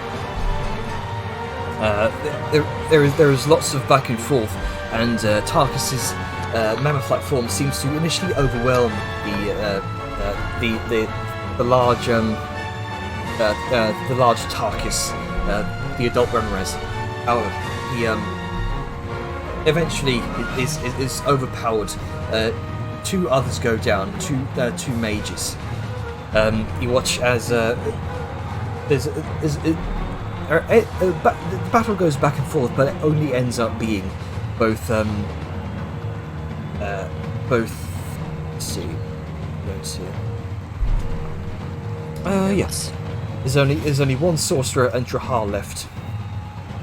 However, by the end of this, most of the damage dealt to the Remorhaz has been dealt by the enlarged mammoth form of Tarkus, which quickly fades after two of the sorcerers are eaten or disemboweled.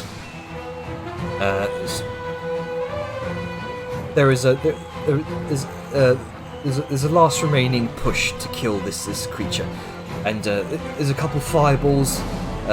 You watch as a large streak of lightning bolts forth from Drahar's outstretched hand, which hits the Remorhaz. However, it doesn't take it down. There's Tarkus hisses and lunges, narrowly missing Drahar as he makes his way towards the flag of surrender. However, you watch the other sorcerer grab his attention with another fireball to the face, and Tarkus' attention goes towards the sorcerer, and he lunges down, kind of grappling the sorcerer in his jaws, gulps him down. Drahar is the last one left, and he's just about made it towards the flag of surrender, and Tarkus is not looking dead. Does he make it? Does he make it? And that's where we're gonna end this episode. Tarkus lunges towards Drahar, misses. There's a cloud of dust and sand as Drahar kind of rolls out the way just in time. There's a cloud of sand and dust and initially you fear the worst as he goes in for a second one. However, Tarkus throws up a shield. The fangs bounce off and moves ever closer, and he grabs a hand on the flag of surrender. As he does this, you watch all of the guards, the Iron Guard around the arena, all begin to reach for crossbows and immediately fire on the large Remorez. There's a barrage of bolts through the shield. It seems that this is a one-way shield. Things can't get out, but things can get in. You watch as Tarkus is peppered with bolts from all sides. He reels out in pain and collapses to the ground. Drahar, the only one left, holding aloft the flag of surrender. The Sapphire Seals forfeit, but not without a legendary display of teamwork and arcane might.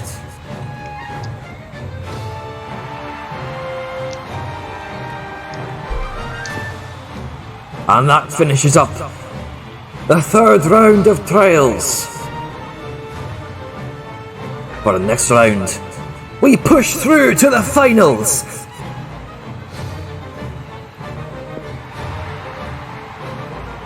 It's coming up to time. You wish to push for the final battle now, or leave it until next one?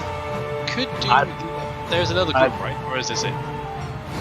I'd rather we leave the final fight for the next one, so we have it at the fullest. Yeah, it's I think the same. But if there's another group, we can probably do their bit and then start first fight. Alrighty. So. And also, it gives more time for hilariousness going on in the text chat. Yep. So, in the meantime, what would you like to do? As you wait for the fourth and final round. There's shit going on in text chat, so. Yes. God. I guess I'll. So Saren is. Sorry, go on.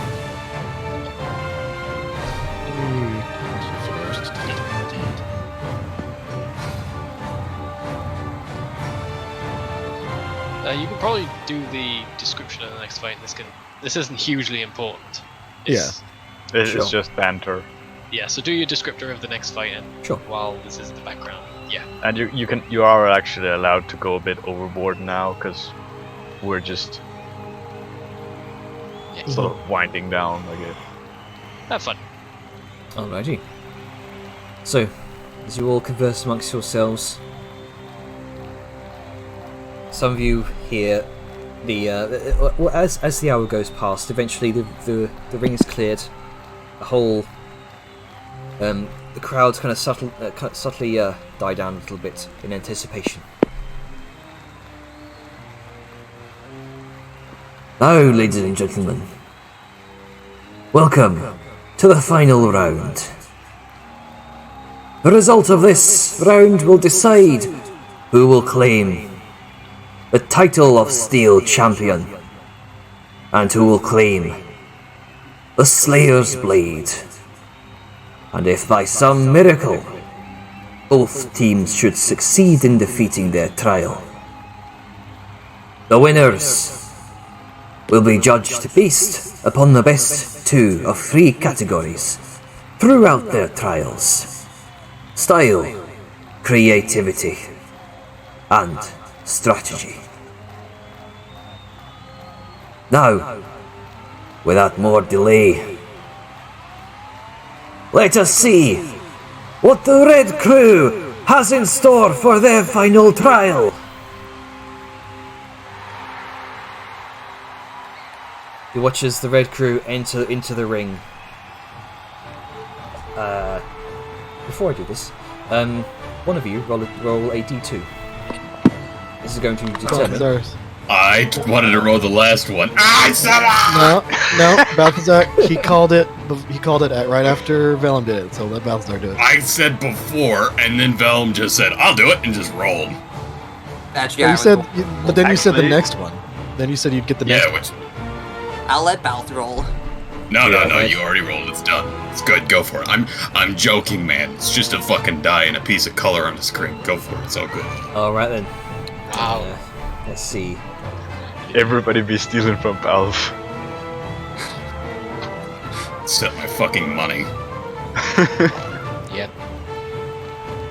Let's see here. Okay. Interesting.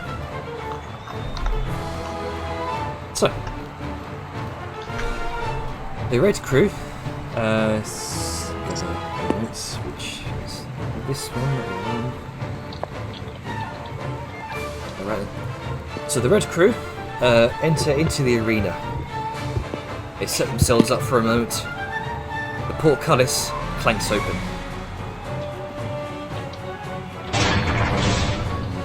You see, entering into the arena is a familiar looking entity.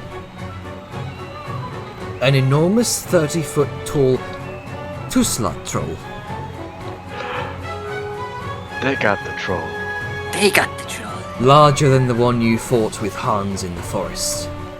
Where normally there would be 3 heads, are instead 6, meshed and melded together to form one massive malformed bulbous head, sprouting bulbous noses that sway as it thunders up into the arena. You see 5 lumbering arms of varying sizes. One pair of arms is fused at the elbow, another sprouting from the center of its chest next to what looks like a writhing face of another troll, fused within. Existence you can only imagine is pain for this creature.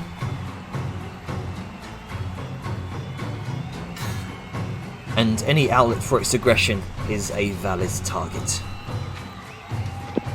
Though they look exhausted, the Red Crew now through to the semi-finals immediately darts into action. You watch as Lazria, the small impish wizard, summons up a small bead of fire, puts it towards the central head, which combusts in a huge ball of fire. It seems they know how to deal with this creature. The flesh scorches and struggles to reform. You watch as Vorna, the rogue, the arcane trickster, goes in for what is that repeating itself? He's very angry. He's very angry. Set that to... Okay, that's why. Never mind. He watches Vorna goes in for 2 slashes against this troll's hamstring, but they glance through the surface flesh, and immediately enraged, the troll goes into a frenzy, bumbles forward. Though 3 pairs of eyes of the head-like mass are blinded and singed, the extra redundancy in eyes gives it the edge it needs. It lashes out a series of vengeful strikes, all against the tiny imp, Lazria. She dodges the first 2 attacks, but then takes 3 tree trunk-like hits square to the entire body, flinging her tiny form against the barrier. She falls unconscious in the sand. He watches Arthur and Grina, the fighter and the cleric, then go into a fury, immediately focusing all attacks on one of its legs as Eladris, the cleric, rushes over to bring Lazria back to her feet. She's conscious, but she looks in a bad way. Shuma, the druid, looks spent, but does what she can. Spending the last of her abilities to root the creature and restrain it in place, but only so much. She certainly slows him down. It's something that's worked before. Slow the creature down as much as possible. No need to change it up now. The roots once more kind of curl up through the sand and grasp onto the troll's ankles. Thorns digging in it and drawing blank blood as it kind of struggles to move towards the near unconscious imp Lazria.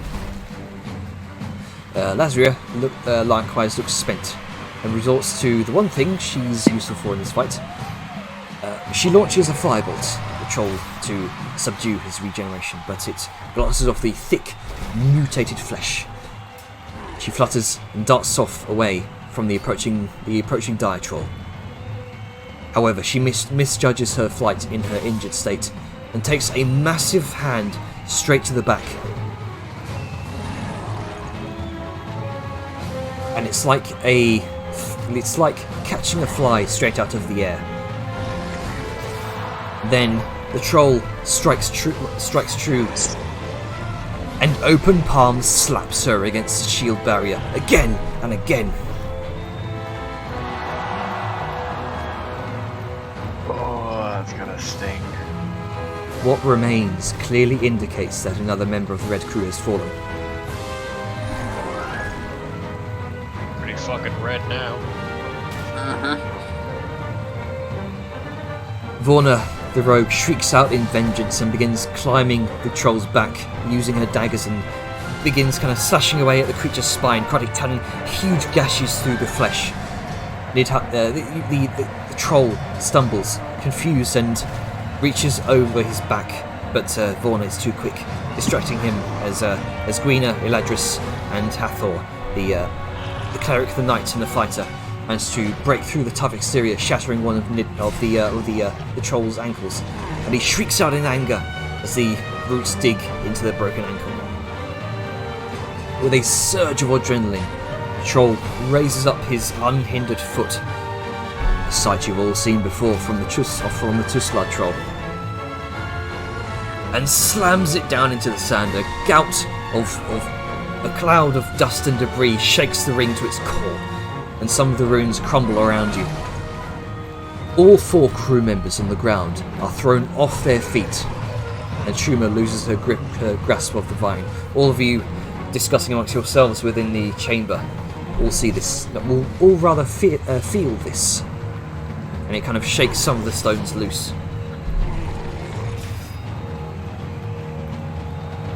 There is the audience gasps all at once, and some of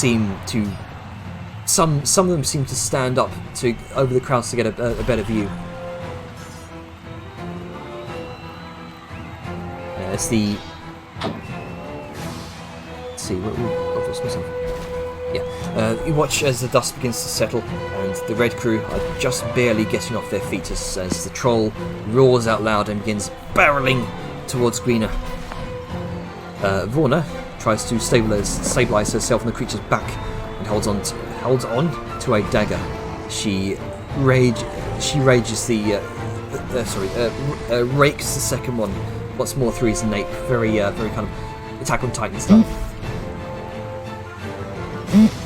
Eladris looks in a bad way, but takes a moment to chant, kind of summoning a great ethereal jagged halberd, seemingly a weapon of some sort, which takes a slice at the back of the troll's legs, narrowly grazing Vorna in the process. Gwina is pulled away by Hathor, who raises up his shield, and the troll's nearly half-dozen arms come careening down onto it with a resounding cacophony of clangs again and again and again. Gwina chants something under her breath as she swings her blade. Her sword ignites as it hits flesh and explodes in a fiery, searing smite, and the flesh bubbles and singes, once more subduing the regeneration. Everyone looks severely hurt and exhausted, except Vorna, stabbing away on the troll's back as her crew distracts the beast. She hits a particularly sensitive area, and he growls, all of the arms reaching round back. She dodges one hand, then another, but is grasped upside down by the third and flung 50 feet off to the edge of the arena and into the lava. Ouch. Ew. Unconscious in the lava. And the crowd gives a collective wince. Eladris looks on horrified and darts off to pull her out, bringing her back to the barest bits of consciousness. He gives a hand motion to tell her to lay low. Vorna nods and takes out a bow instead of the daggers. As she does, troll brings his arms over his head, a resounding critical thud and a crunch. Thor takes a series of mammoth fists, flattening the shield and him in the process. Thor is dead. Rena brings up her shield as the troll turns his attention towards her. As she braces for another series of attacks, she mutters a quick incantation and casts what you know to be a Shield of Faith, Balthazar. Just in time for the remaining 2 fists to bounce off the divine shield, saving herself from a quick demise. But she's pinned. She's on her last legs and she knows it. Though she looks injured and hurt, the troll has been healing periodically. Regeneration denial is not constant without the imp's eye magic. Ladris, bloodied and beaten, comes in swinging his hammer and roars out loud, plunging it into the sand. There's a momentary pause.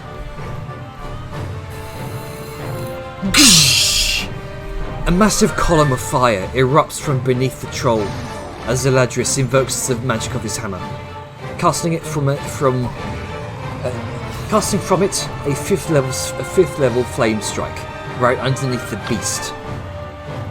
Sand turns into glass beneath him, and the whirling inferno bores a smouldering hole straight through the body, from the groin through the top of the head. And the smouldering corpse, the troll, collapses to the glassed sand, motionless, and the hammer's glow fades. The crowd is momentarily speechless at the display. And it erupts in cheers of glee and relief. Incredible! The Red Crew have passed the finals! We're down to the wire here, folks. Can the Black Hand also survive their trials?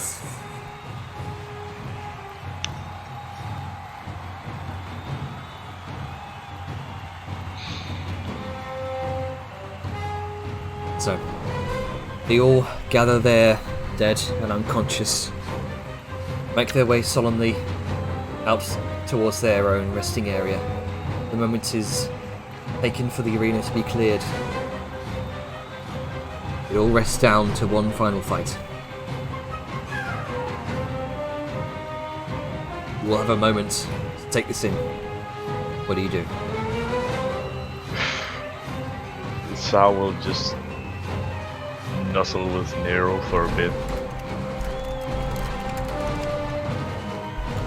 And then just look to the group. Looks like we're the only full team. Then we Testament will to our win. skill. No one has died.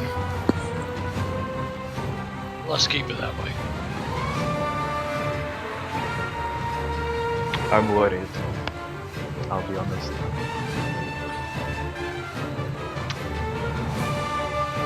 If that troll is one of the bigger things they have, then well, we fought subterranean creatures, we fought winged beasts. What's the next thing they can pull out? We've seen a bit of everything. Manticores, metal bulls.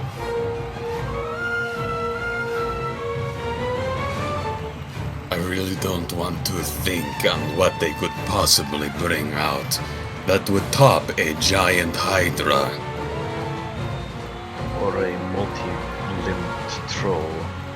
It seems that they just keep adding on body parts. Is that just like something that's even more numerous in that regard? Honestly, from the way it looked, I'd say it's a freak of nature. And from what we've read on the creatures, it's 1 in a million. It literally grafts body parts on itself.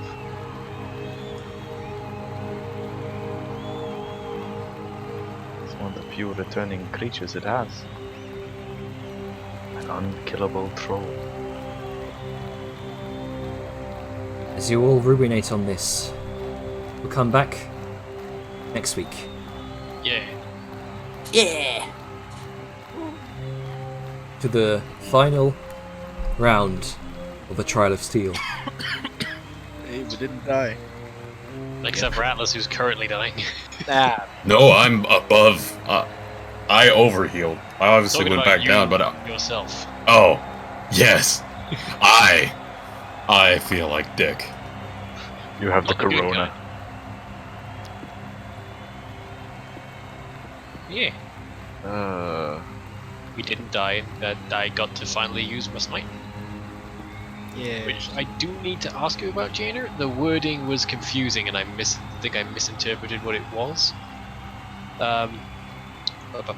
Once per dawn, upon a critical hit, you can deal an additional 2d6 radiant damage. And under the rules we've got, I wasn't sure if that was by itself or if it was maxed. In the moment, I thought it's like a smite, it's damage. It's part of a critical hit, so Yeah. it's maxed. Okay.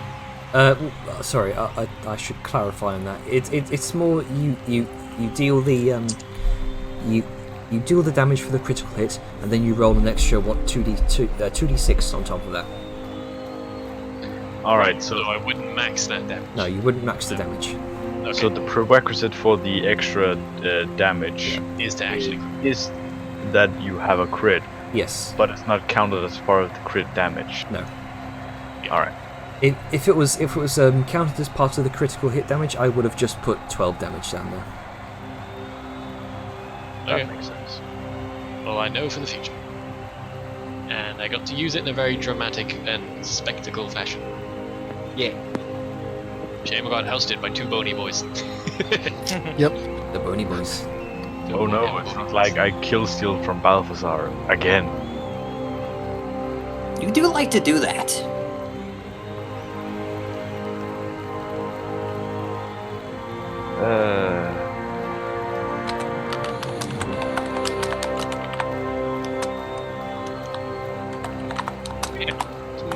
Some nice RP, some good combat stuff. It was good fun.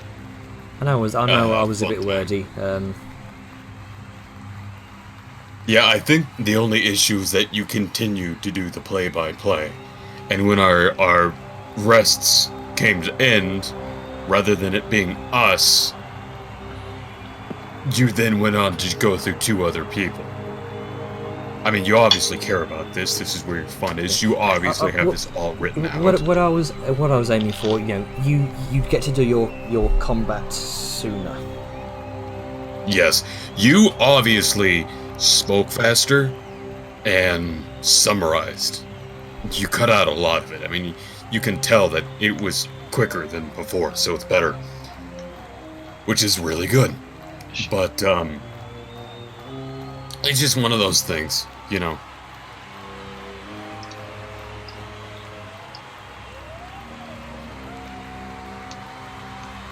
But regardless, you still having fun?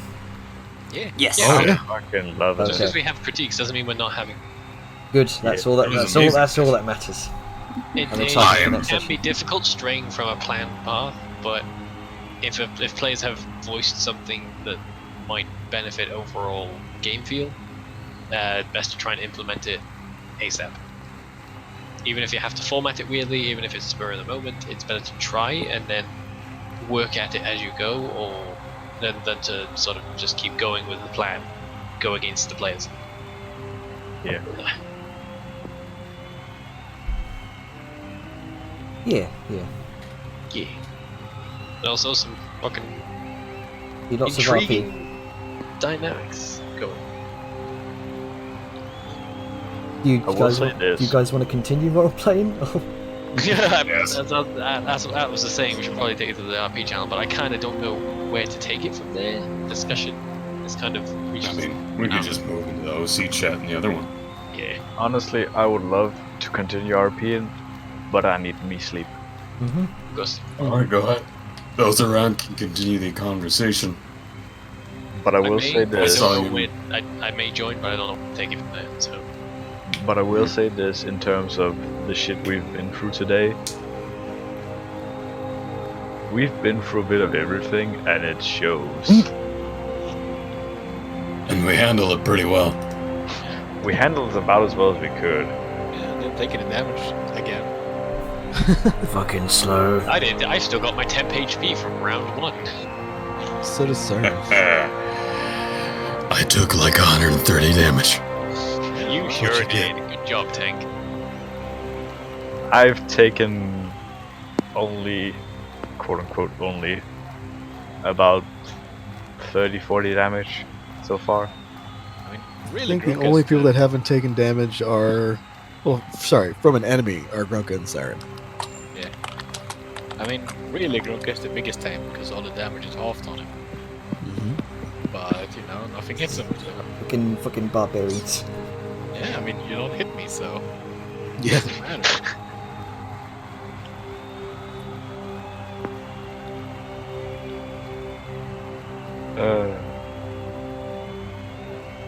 Okay, check the machine's still working and not stupid. Good. That kind of sucked. The bounce. Yeah. Oh, hey, Black, what's up? But yeah, I'm gonna hop off. I'm gonna get me some sleep.